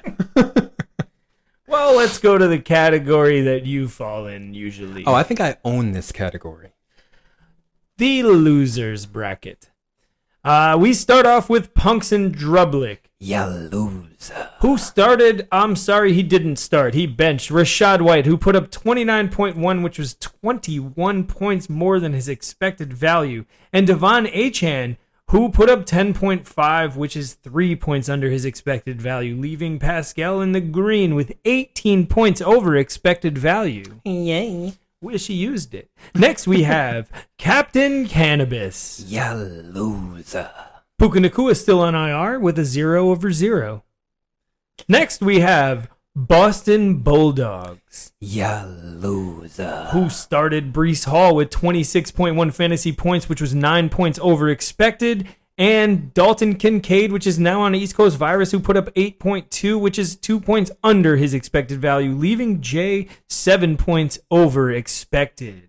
Next, we have the Auto Draftees, Ya loser. who started Alvin Kamara with 8.4, which was 10 points under expectation, and DJ Moore got a break on bye.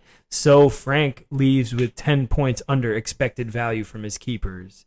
The next team we have to put it up is G-Men's Crusaders, Ya loser. who had a rough week with Raheem Mostert only putting up 3.6 points under his expected value, and Sam Laporta putting up 3.5 points, which was 5.5 under his expected value, leaving Babalu 11.5 in the hole.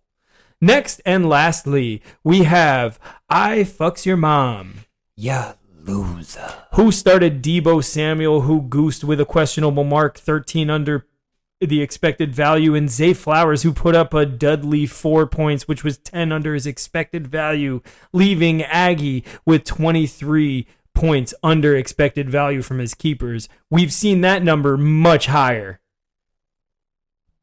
You loser.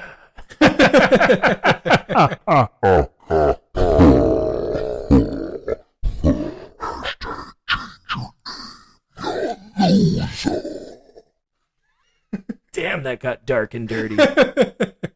Moving along. Three and out. All right, this is 3 and Out, where we talk about players that we might be out on, or in on, or all around On.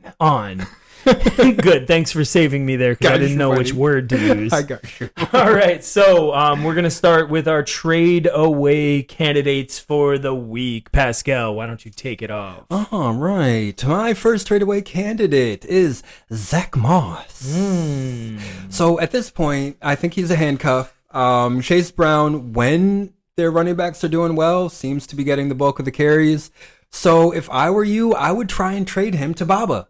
Yeah, Like he doesn't really have much trade value to anyone else, but he also doesn't have much value in your starting lineup, which is where he currently sits. anybody who needs running backs could have some interest, but I don't think so. I think he's only valuable as a handcuff. I think Baba's really the only one that should want him. You think so? Yeah, I think so. I was going to say I would wait till he has one good performance as the kind of backup, even though he started the season off as the starter. I just don't think he's a straight drop, right? No, Because absolutely he not. has some value, No. but I also don't think that he has value on your team because there's a good chance that he won't give you any value all season long. Just make sure you continue playing him against me this week, Colin, because I'm going to need this W. Yeah, I mean, he played him against me, and I was a loser.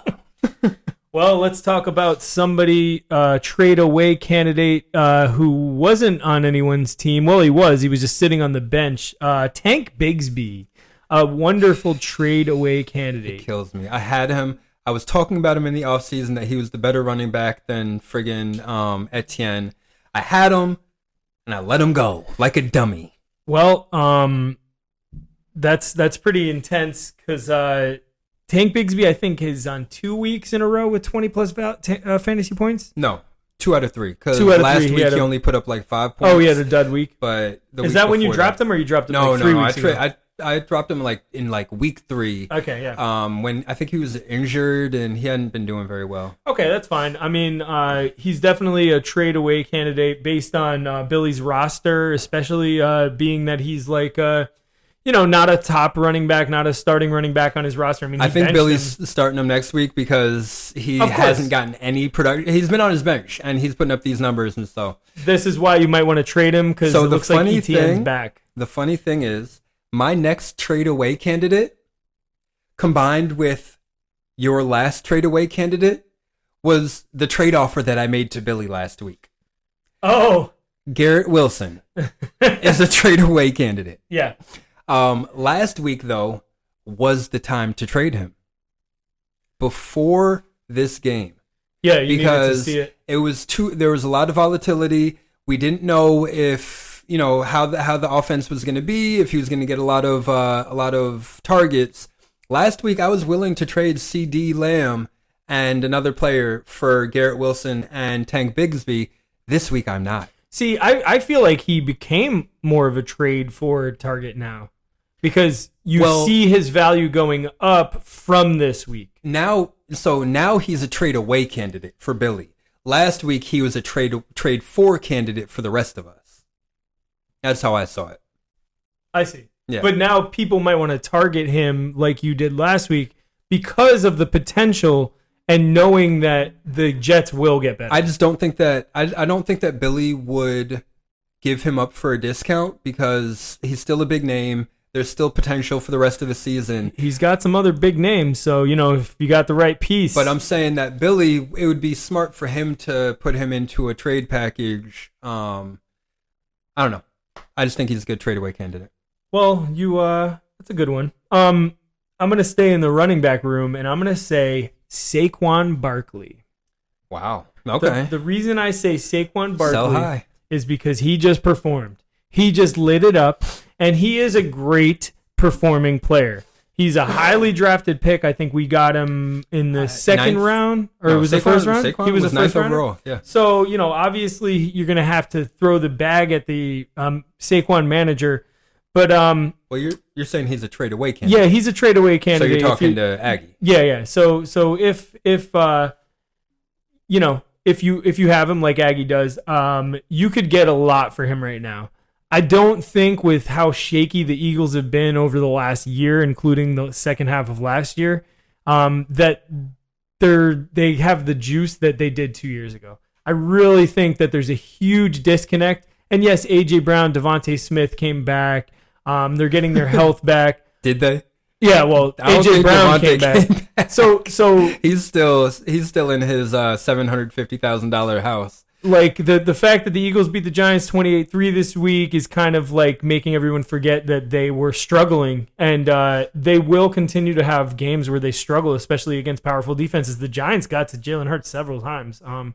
So I think Saquon Barkley, by performing like this, he will have games like this for the rest of the season, but it won't be in my mind, won't be as consistent as this, as like 25 plus points a game. So, All right, so now for my trade for candidates.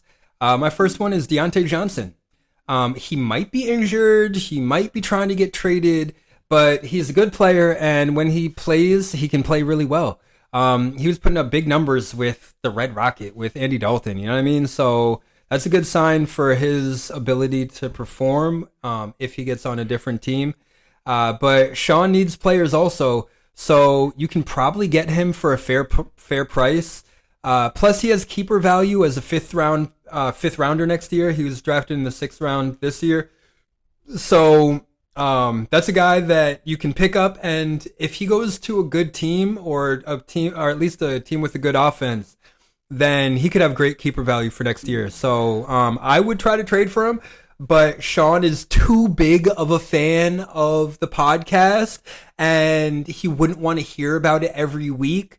So I just don't think that he would make that happen. Like we're too good of friends. He just likes me too much. So I just don't think that would happen. But the rest of you should look into it.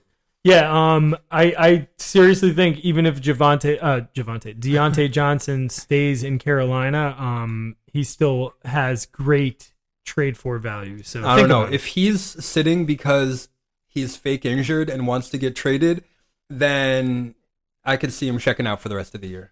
Mind you, he's been questionable for 3 weeks straight with multiple injuries. I just think it's that veteran, like, I need some rest. That's don't valid. really feel like we'll see this week, practicing. right? So, yeah, he'll be out there unless there is some more serious trade talks, which I think there will be, because usually you don't get a notification first thing in the morning saying, there's a great chance that Deontay Johnson will be traded that's very valid. soon. Okay, so I'm going back to my trade for candidates. I'm staying in the running back room. As a matter of fact, in the entire segment of 3 and Out, my trade for candidate would be Alvin Kamara. Ooh, Alvin Kamara, fresh off his new contract. But more so, Or really, it's not a new contract; it's an extension. but more so fresh off of his terrible performance last week. The Saints' lack of talent on the field right now. Yes, Alvin Kamara could at any point get 10 targets and catch most of them, if not all of them. for 15 yards. And he has value definitely.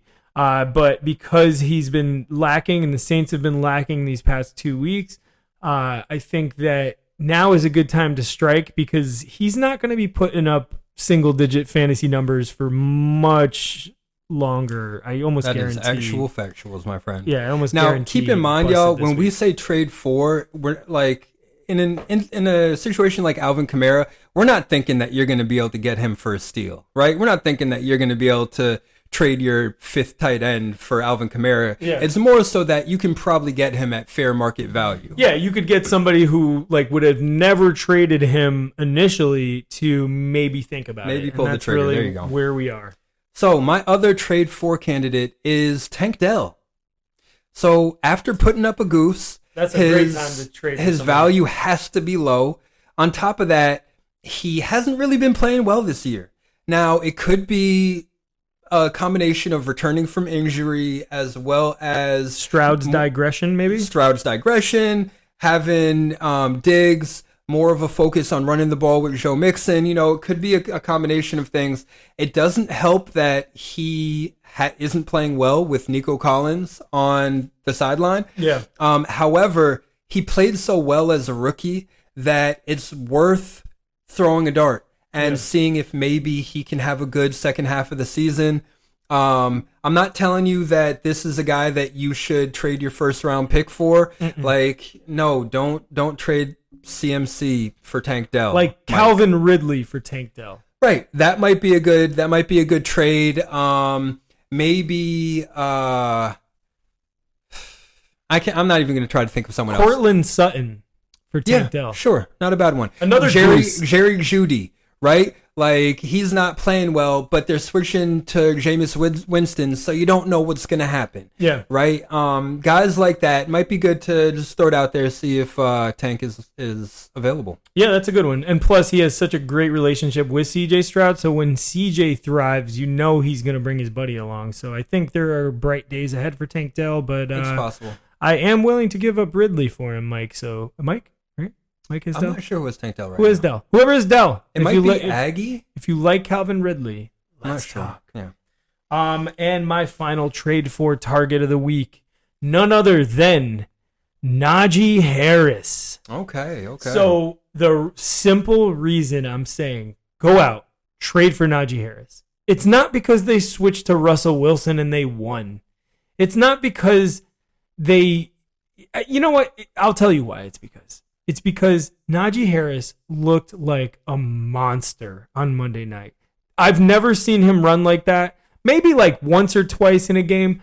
But this dude, it's not like he put up crazy production. He did well. It's just like the physical watching this guy run. I mean, You mean looked Sunday night? Sunday night, my bad, yeah. He looked like Derrick Henry. I swear. I saw him like 3 or 4 times. I was like, whoa, dude. When did he get that big? Like, I'll what say happened? this. Do you remember Derrick Henry's first 2 seasons? Yes. So With the Cowboys? No. Titans. Titans, right? Oh, yeah. He was with the Titans as Yeah. well. His first 2 seasons, everyone thought that he was a bust.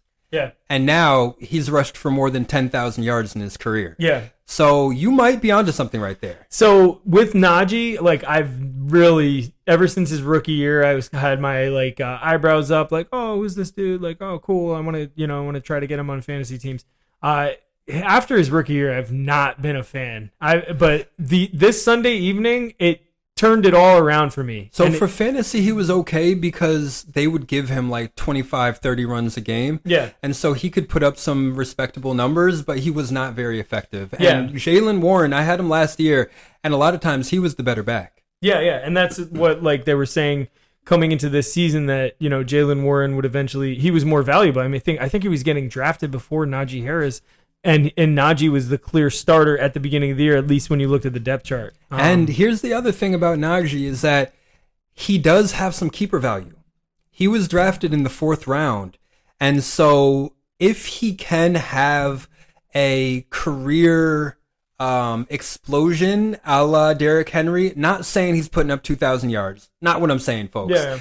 But he could be coming into his own. And so giving up a 3rd round pick for him would be akin to Billy picking up JT last year, and Jay picking up Breece Hall last year. They were both first round values, but they only had to give up third round picks for him. So Najee, not only does he have production value for the rest of the year, but he also could have some pretty significant keeper value if he's as good as Brendan's hoping he is. Yeah, I'm certainly wrong in the fact that he was not drafted after Jalen Warren. I didn't realize he was drafted so high, and I think that's probably where he belongs, to be honest. So I don't think there's too much value when it comes to keepers with him, unless, like you said, he does explode. I just saw this dude and was like, who is that? What? He looked really good.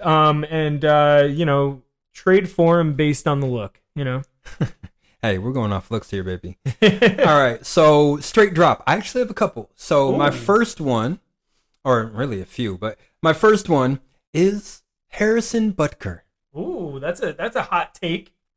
Yeah, not really. Is it because of his commencement speech he gave, or no? I could not care less. I had Deshaun Watson on my team last year, so obviously I don't care what these motherfuckers do in the offseason. But my question is, why do you have two kickers on your team when Seabird's bye is in week 14? Like, what is going on here? Like, Harrison Butker's not even doing that well this year. You have a full 6 weeks until your kicker is on bye, and you have one of the best kickers in the league. There is someone better that you can put in that spot. I promise you. Yeah. I promise you. Mike. Stop. Drop him. Today. Please. Pascal really wants him. Just kidding. Yeah, I mean, yeah, because, Kaimi Fairbairn, like, I really need to replace him. He's like the best player on my team right now. All right? No, I couldn't care less about him. I just look at him and say, what are you doing? What are you doing? Okay, and do you want to give your second straight drop, or you want me to roll mine? I can. It's up to you. Go ahead. All right, so my second straight drop goes to a few of y'all, not just one of you. If you have a second defense sitting on your bench, drop them. This is mostly for the MILF fuckers who, listen, I should not really be telling you how to maintain your team considering you're doing so well. And the 49ers are on bye next week, so you get a minor pass. Oh, sorry, it's not the MILF fuckers game. It's G-Men's. But, so, still, I know the 49ers are on bye next week, so you get a minor pass, but you've had them rostered for way too long already. You do not need to keep a second defense on your bench like that. Stream the second defense. I picked up the Rams, not even on waivers this week. I just picked them up like on Friday because I didn't like the option of playing whoever I had, the Colts, I think, whatever. You do not need to keep a defense on your bench unless your team is currently on waivers. Yeah, I had the Vikings. On bye. Sorry. I had the Vikings on bye 2 weeks ago, so I had to pick up a filler defense. And then, which I think I took the Texans. They did all right. And then when it came to this week, I was like, shit, the Vikings are playing the Lions. And I absolutely had to make the move to drop the Texans. There was no way I was going to just roster them. So I did take me a little while. I dropped them, and then I had to play the Vikings and bite my nails, and they scored a defensive touchdown, which saved my week. So our biggest fan, Captain Cannabis, also gets a minor pass because the Steelers are on bye next week, but it goes for you too. Like, what are you doing? Your team's not good enough for you to be wasting spots on a second defense. Now, G-Men's Crusaders, no excuse. No excuse. The Lions already had their bye. Like, what are you doing? Just start them? Maybe they're playing defense against a team that might have a defense on bye. So that would kind of work, play them? Right? Because like me, I was kind of worried about who I was going to have playing defense, and but then I so picked many up options. And then I picked up a defense that put up 17 points. Like the only way that this works is if basically the whole league is in collusion against like two players who if have everyone bad has defenses. two defenses, right? Then there's still 8 defenses available every Right, week. So but it's like they'll be bad. But like this is not doing you any good having a second team, a second defense on your bench. Our benches are big, but not that big. So just drop them. You're not. You just do it. Just straight drop your extra defense, unless it's connected to a bye. Yeah, like there are plenty of teams that have their defense on bye, and so they have a second defense. Sure, makes sense. All right. Well, my straight drop this week is going to stay in the running back room, and that's going to go to Jamal Williams. Yep. It's Which is why I picked up Kendre Miller. It's time. It's time. He's a big, smiley, good guy for the locker room. Really great guy for the locker room. Really is. But production-wise, fantasy-wise, not worth rostering. You're better off rostering a third-string Carolina Panthers running back. All right, so let's move along. So anybody on the trading block? I already announced Calvin Ridley is, and anyone else on my team that people might be interested in? Yeah, I mean, I'm thinking about putting Jalen Hurts on the trading block. Nice, Because Drake May, good name. Yeah, Drake May is playing really well, but like Drake's a rookie, so I'm gonna wait a few more weeks before I officially put him on the trading block. But listen, if someone offers me the right package, then Jalen Hurts, I got no problem. I got Michael Pittman on the trading block and Dalton Kincaid and Chris Olave. Now, I'm just kidding. now just for me to up Jalen Hurts real quick, I did see a report or some, I don't know, a tweet or something that said that basically if you have anyone other than Lamar Jackson, Jalen Hurts, Jaden Daniels, and maybe like Kyler Murray, then you can just stream your quarterback. None of the other quarterbacks are really doing that great. Jared Goff. Yeah, I like Goff. He's had his bye. Yeah, so He's having his pie. but so Hurts is still looked at as one of the elite fantasy QBs. So if you're interested, talk to me. All right, let's have some chats. In that case, we'll go on to our next segment of freshman football. Put me in, coach. Pascal's going to start off with the top 12 rookies and then the top 3 rookies. Got you. So this week we have Maserati Marv putting up 5.1 points. Yikes.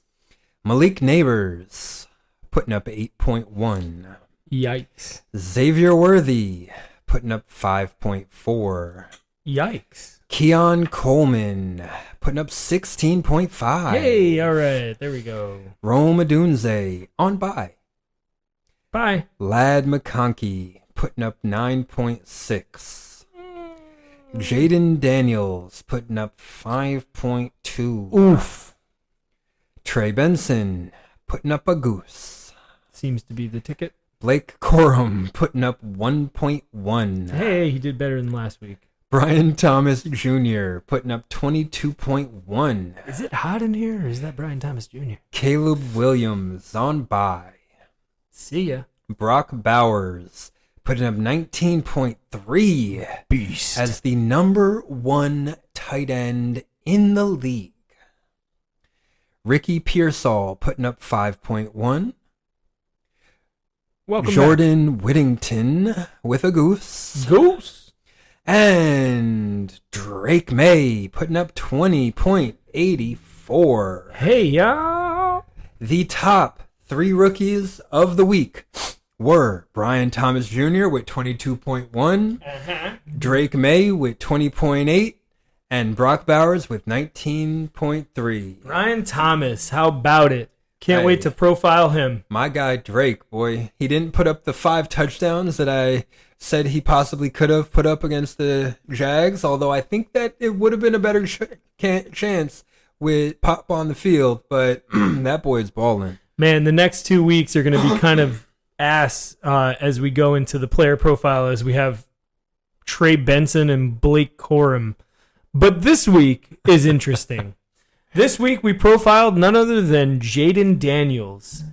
This 6'4", 210-pound, ridiculous quarterback was born in Fontana, California. He went to K. John High School in San Bernardino and then started his college career in Arizona State from 2019 to 2021, transferring to LSU for the 2022-2023 seasons. This dude has won so many awards.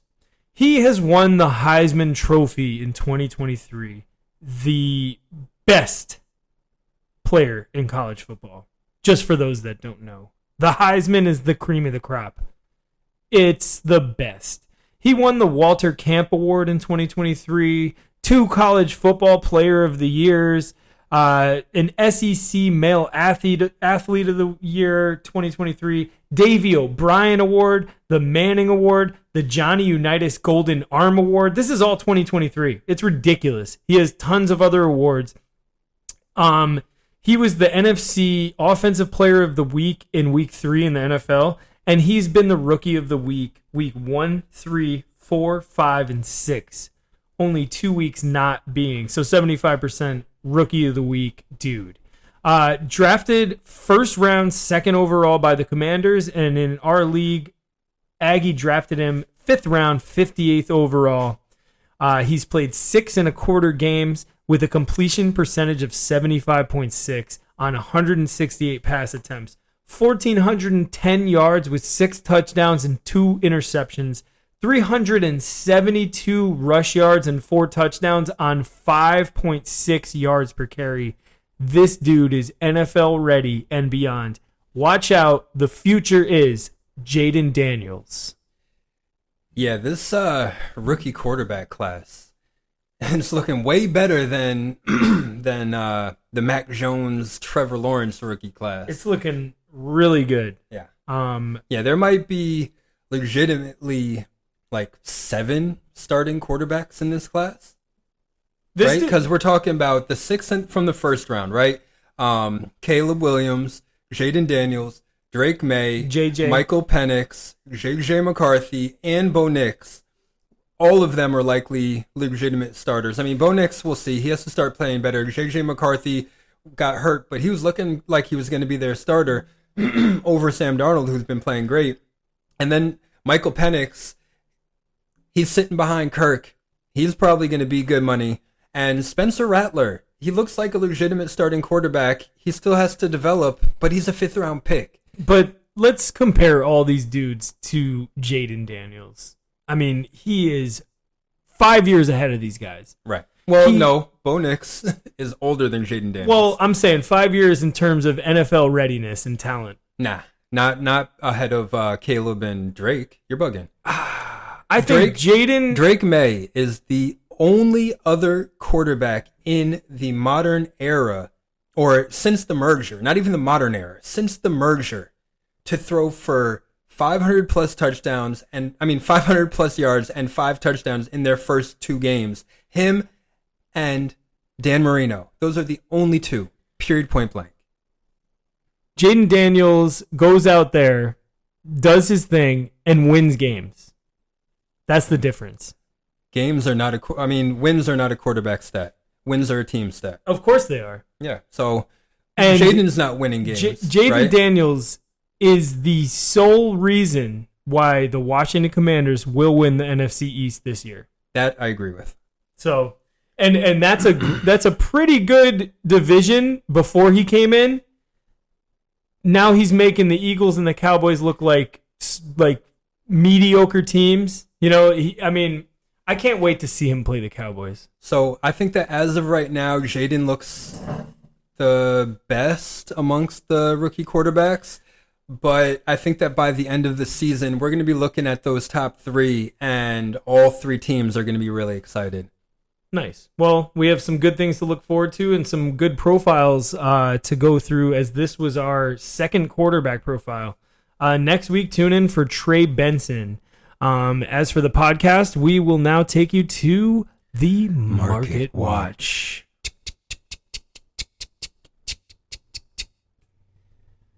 He did that with his mouth, folks. That was a clock. So I'm going to highlight a player by the name of Giorgio Pickens. Jorge. George Pickens, Stock is going up, and it's going through the roof. George Pickens for the touchdown. George Pickens for the insane grab on the sideline. The dude is nasty. I feel like I called this last week. I think you may have. I am not a Russell Wilson truther, but I could tell you George Pickens is happy that Russell Wilson is out there as opposed to quick man Justin Fields. I think I called that too. Yeah, but I told you Russ Justin played well. Fields. See, everyone Justin thinks, Fields is better. everyone looks at how Russ played at the beginning of the season last year, and they're like, "Oh, he's trash. He's washed." And I was like, "No. He played well at the end of the season. He's a you know dork. what he showed? That he's still playing well. I don't like him. Let's ride.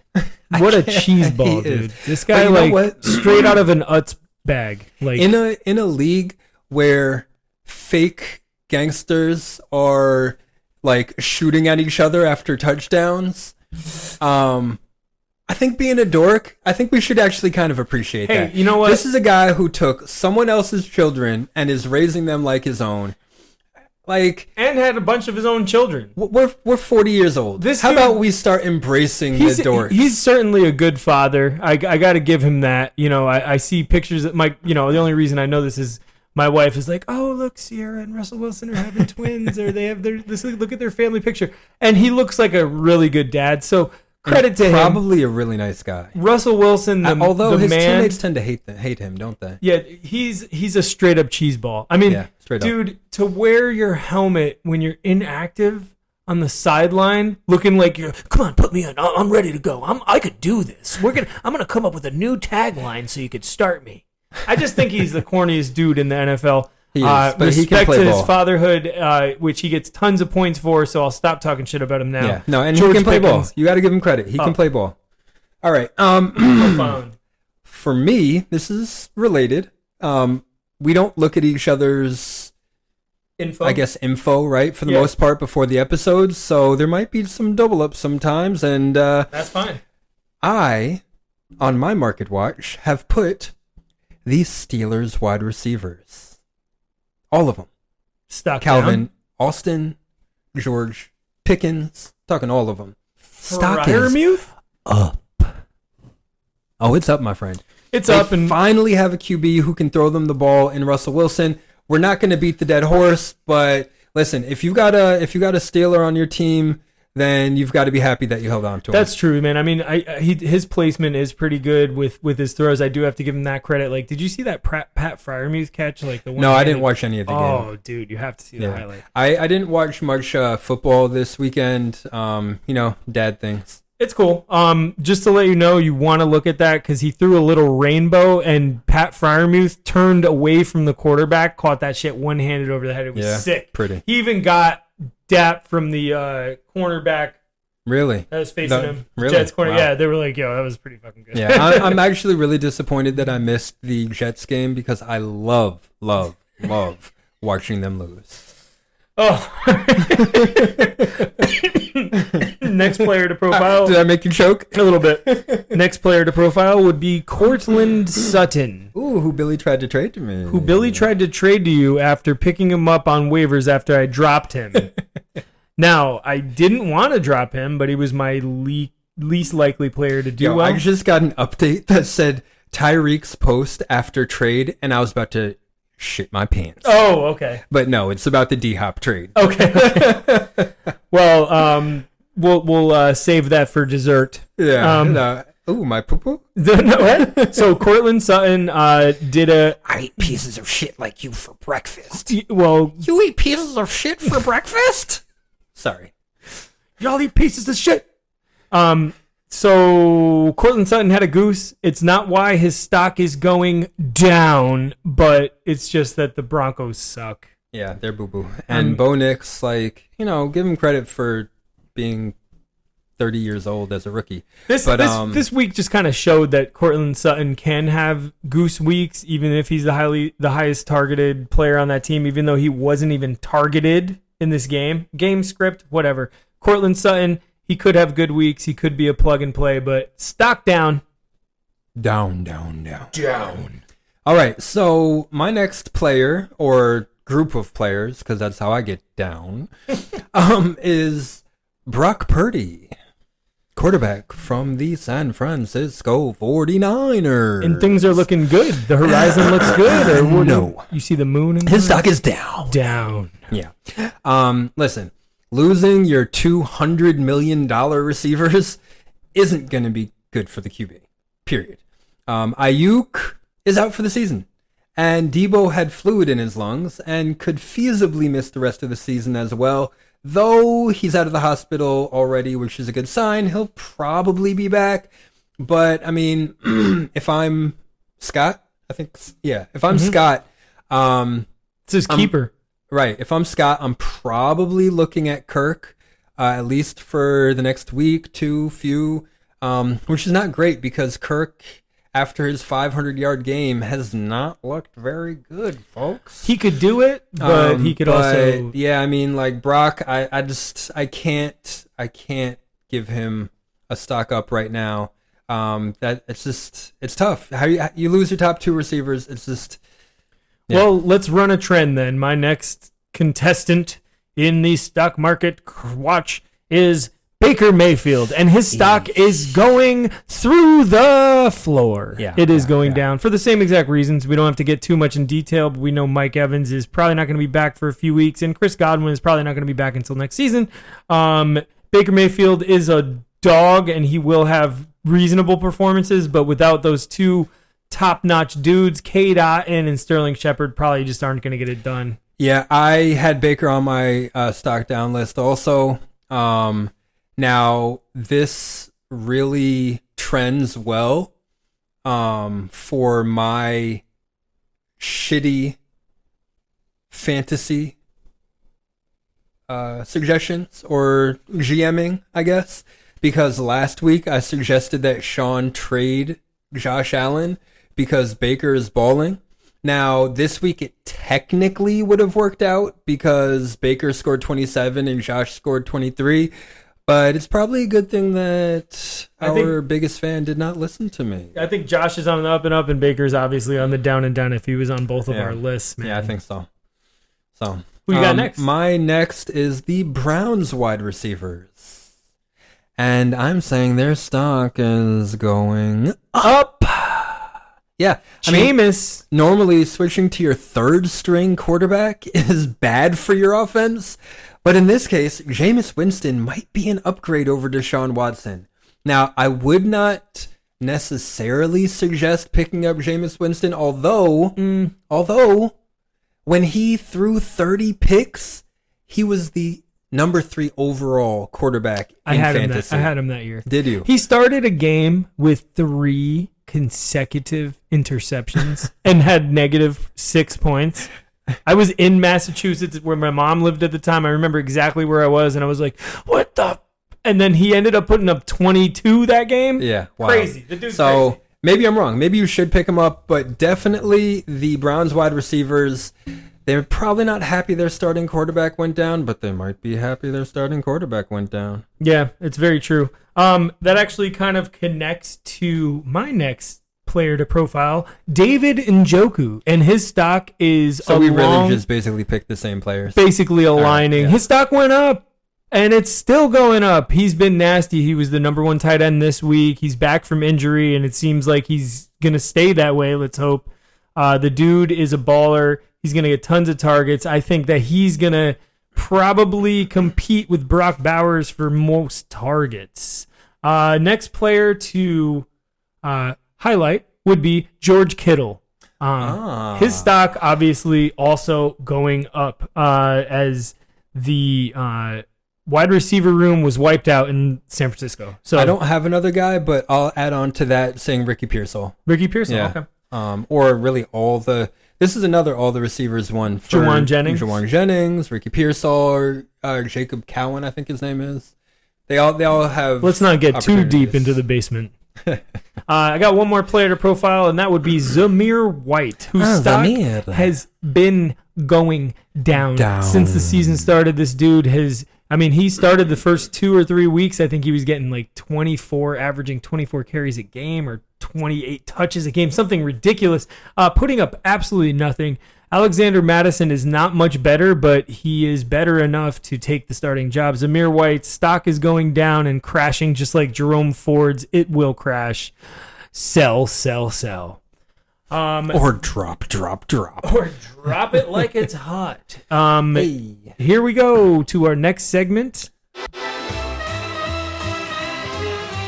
Sly as a fox. Hey. Yeah. All right, so I'll start this one out. Yeah, I'll pour All right, pour the scotch. My Sly as a fox goes to Salute Your Short Fellow. Hey, Mike. I wonder if what's anyone will be able to going hear on? that. I'll say it aloud. Salute your short fellows Hey, Mike, what's going on? for picking up Ricky Pearsall, the aforementioned. Okay. Now, no way he could have known about Ayuk's injury because duh. But picking up their first round pick coming off injury was a smart move, period. I was thinking about trying to get him. I didn't really want to drop any of my guys, although there were some guys I probably should have dropped for him. But anyway, it was a smart move. And now it's justified, and it is Sly as a fox. Oh, it is Sly as a fox. My Sly as a fox candidate and winner of the week goes to Pascal and Julia. Winner of the week. What did I win? You won the Sly as a Fox award. Oh, because that's the only thing I won. Sly as a fox. Yeah. So they both, Pascal and Julia, picked up the Rams defense this past week, who dominated with 4 turnovers, including a touchdown, and their schedule boy. also looks appetizing for the rest of the regular fantasy season, not the fantasy playoffs. Yeah, so I don't agree with that, actually, which is why I dropped them. So let me just run down. Julia for dropped you. them as well, because she has the Vikings defense, and what's better than that? Let me No just one. really Yeah. quick run down for you who the Rams have to play for the rest of the regular season or fantasy regular season. Cool. They've got the Vikings, not good. They've got the Seahawks, hit or miss, could be good, but their team can be explosive at any moment. They can put up points. You've got the Dolphins, who will have Tua again, most likely at least. Rusty. You've got the Patriots that they should They're put gonna up kill some him. numbers against the Pats, but Drake May's just getting better, and so you kind of never know, but they're probably going to interceptions. put up numbers. Pick sixes. You've got the Eagles, who Pick six. you already know they can shut the fuck Tons up. of sacks. You already know they can put up numbers. You'll have the Saints, who will have Derek The Carr back, Aints. The Aints. and you've got the Bills. So That's the only good one that you mentioned. Literally. yeah, because the Dolphins with Tua, yeah, they suck. everyone but the Bills. The Vikings so suck. far against the defense, all of those teams are in the green except for the Bills and maybe one or two other teams. Yeah, But Yeah. understandable. Anyway. That's kind of where I didn't look as deep as you while you were like, should I drop this team? Oh no! See, when I picked them up, it was with the assumption that I was going to drop them this week because Yeah. I looked at it and I was like, "Well, it's good for 1 week against the Raiders, but after that, I don't know, folks." Oh man. Well, But I'm usually wrong, so you're probably right. thank you. You're welcome. So we're gonna go ahead and punt the game plan again, as we thought we'd have a guest interview. This episode is quite long. It is. If we Quite. added Colin's interview, we would definitely break records. Oh yeah, we'd be at 3 hours, no question. And probably be denied by YouTube to be posted. So, with that being said, here we go.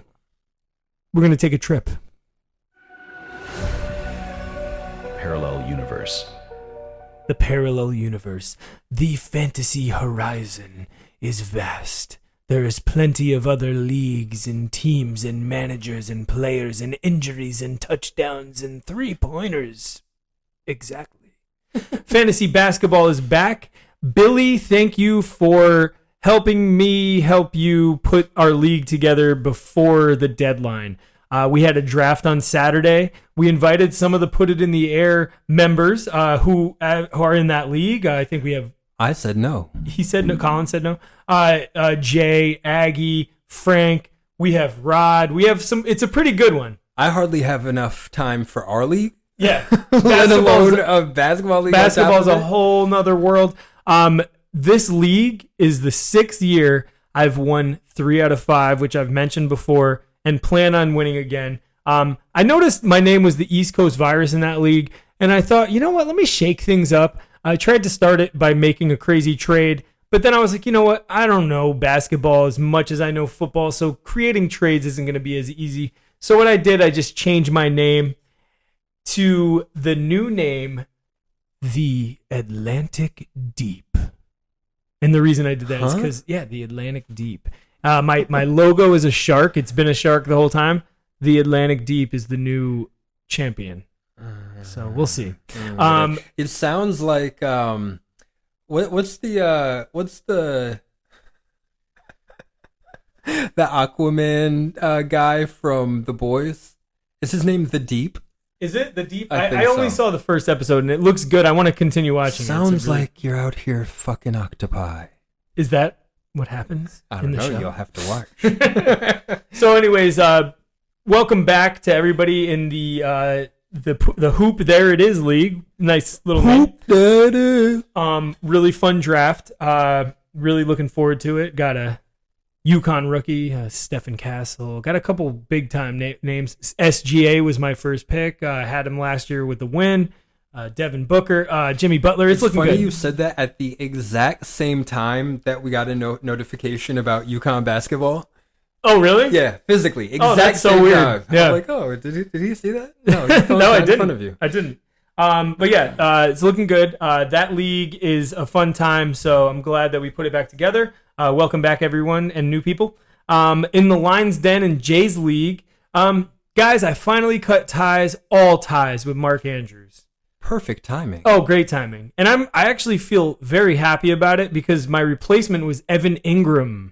Okay, not bad. Somebody dropped Evan Ingram. He's a Dropped target him? monster. Yeah, they dropped him. Oh, he was no. hurt. I mean, So, but yeah. he is like number one target on that team. Jay's league has a really small bench. It's like two players Okay. less. I kind of like that. It makes waivers so much more active. It does, but he also doesn't have an IR, so it really makes it difficult, man. Like Hey, rostering a difficult's backup okay. quarterback is like silly. You know what I mean? Like Yeah. and then it's no, IDP. no handcuffs, I'm sure. Yeah, no. Well, occasionally, but rostering IDP players, no. You just have like when they're on bye, you get rid of them unless you have somebody who has like secret value, like Keyshawn Nixon with the punt returns. Right. I have Roquan Smith who put up 16.5 this week. Whoa. When I took Jay's dad out, come Monday night, I was. Where'd you guys go? We went to Chili's. Oh, nice. Yep, baby back ribs. I want my baby back, baby back. I had Jay on FaceTime the whole time. Basically, I needed 10.6 out of Trey McBride and Roquan Smith. Trey McBride put up, I think, 10. Roquan put up 16 and change. So Lit. there's no way Jay's dad's coming back with stat corrections or anything. And I moved up to third place in that league. I'm killing it, dude. All right, heard you. 5 and 2. And then is it 5 and 2? Either way, doesn't matter. And then in the family league, got to give a shout out to my dad first and foremost. We had a quick call before we recorded the episode. What's up, Mr. Casello? The Point Collectors, Frank Casello. Got his second win of the season. He's had a real tough time this year. Trying to get on your level. I mean, this dude, my dad, was number 1 in points scored last year for the whole season. He had a really good year. His first year, it was reasonable, but he had a really bad draft this year. I don't think I prepped him as well. But he's putting it together, making moves, and putting together wins. So shout out to Dad. FEL, the first year fantasy football player, Fernando. I got to give him a shout out. I shouted him out, I think week 2 or 3 when he killed it that week. He was the highest scorer. This dude is 6-1 with 1,002.3 fantasy points on the season. Wow. Now, just for context, Catch This Fade is 7-0 and has 1,000.88. So Fernando has a point and a half more on his first season. Pretty bold. And then Impressive. my nephew, the Worcester football team, is 5-2. They have 985.98. So doing really well. It's a really fun league, the family league and the Lions Den. I'll keep you guys updated with big happenings as the season starts winding into playoff formulation. Next week, we'll share the Town Drunks League, Seamus's league names that I was going to give this week, but we're already way over time. So, Pascal, any other league info? No. I know somebody did share. I think Marv Marv. Ellis, yeah. Marv shared a league where a guy only had like less One than and a 10 half. points Yeah, or some something shit. like Like a bunch of gooses, a bunch of injuries. Yeah, I'm not doing well with saving the stuff I see on Twitter. It's I fine. did see one week where someone had like everyone injured, right? There's some bad spots where people just drafted everyone that got injured and they're not scoring any points. Or just had a week where your receiver scores 0, 1, 2, 3. We don't have to go too Who far that? That to me? That me? find that. Yeah, that's you. not too far. So now we're just gonna bring you guys into the close, and appreciate you guys sticking with us the whole time. We're gonna take you out back real quick.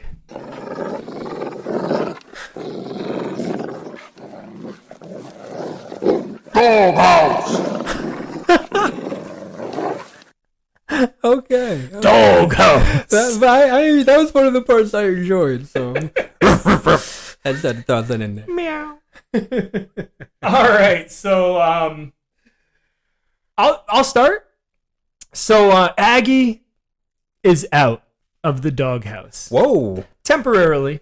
I mean, is that because he agreed to the bet? It's an idea that his name might change even for a week. He's temporarily on the lead in green grass as there's a new dog in the house, Oh, who that? and that dog is, you guessed it, Colin McCree. Colin, great. for having such a terrible interview yesterday.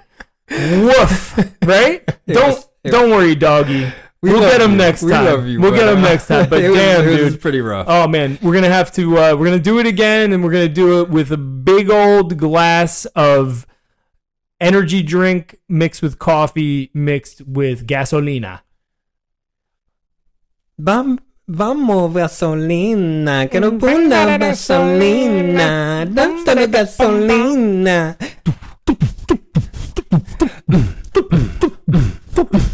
I got some gasoline. So Colin, Colin, bring a blanket. It's gonna be a Yeah. chilly night, even though it's warm as shit out right now. I know it's hot as fuck. Crazy. It's 80. I'm wearing a tank top and shorts. 3 days in a row. and I walked through the streets of Harlem with a tank top and shorts and was like, Yeah, boy. yeah, I'm that white dude who wears shorts in the winter, but it's 80 today, so screw you guys, you're all Technically, sweating. it's still the fall, so you get a little pass. Yeah, a little pass. All right. So I am going to be putting into the doghouse Yes. us Us. for that shitty ass interview. Us. Yes. Oh yeah, we were pretty No, bad. we were not. We did not help things at all. Not at all. On one hand, you're over here like helping Colin, Antagonizing. right? Like you're Pushing. but you're also like you were helping him to just go long as hell, asking him questions in places that didn't need questions, going off on tangents that didn't need tangents. Trying to like yell at him to tell him to keep going in the meantime, and I'm over here like stop. Dead air. It was bad. Early in all the three interview- of us, all three of us need media training. It was bad on all of our parts. I can't fully blame him, although he gets his own, but like we need to come better next time. I have faith in us. Yeah. Our fans want it. Sean did not hit me up, but if he did, it would be talking about how he wanted that interview, and we're failing him. Yeah. So Yeah. we need to do better. To be honest with you, there was a point I think where it was early on where you asked him his birthday. He was like in the middle of talking, and you're like, "When's your birthday?" And then he goes, "June 22nd." Like all depressed, Yeah. and it was like, "Damn, I feel like a dark cloud just went over." Right. This, and When then we could have just gone to the next question. from there, it just went to shit. But I have to say, like I said earlier, it was a good interview. There were some good points, but I'm not going to sit there for 5 hours editing it. So we're just No. going to redo it. Yeah. I have faith in us. Yeah, good. I'm glad that you have faith because I have faith, and that's all we need to put out a good product. Facts. And with that being said, guys, we're going to take off, and always remember when setting up for Thursday night football to put it in the air. This is the Put It in the Air podcast. 2 hours and 23 minutes. What? Yeah. How? Because at the beginning of the episode, I think we knew that we had extra time, and so we just went on and on. And like we spent a lot of time, let's see, in the intro, like we just spent a lot of time talking about like the breaking news and stuff. The breaking news. And we just allowed ourselves to run on. Whatever. I think it's a good episode. Yeah. We'll see. Imagine we had this interview. We should just do it. Bruh. Nah. 3.5 hours. Ridiculous. Yeah. Yeah. So expect a call from us soon, McCree. Yep. You gonna hear from us. I wonder who's next. We haven't really talked about it, have we? We do have a person listed, but we're not supposed to tell anyone. Right. Yeah, it's a surprise. We're gonna surprise you guys. Wrap it up, put a bow on it. We're out. Are your fingers tingling, waiting to find out who it is? Get off your main vein. And do your thing. Holla. We out. Peace. Bye.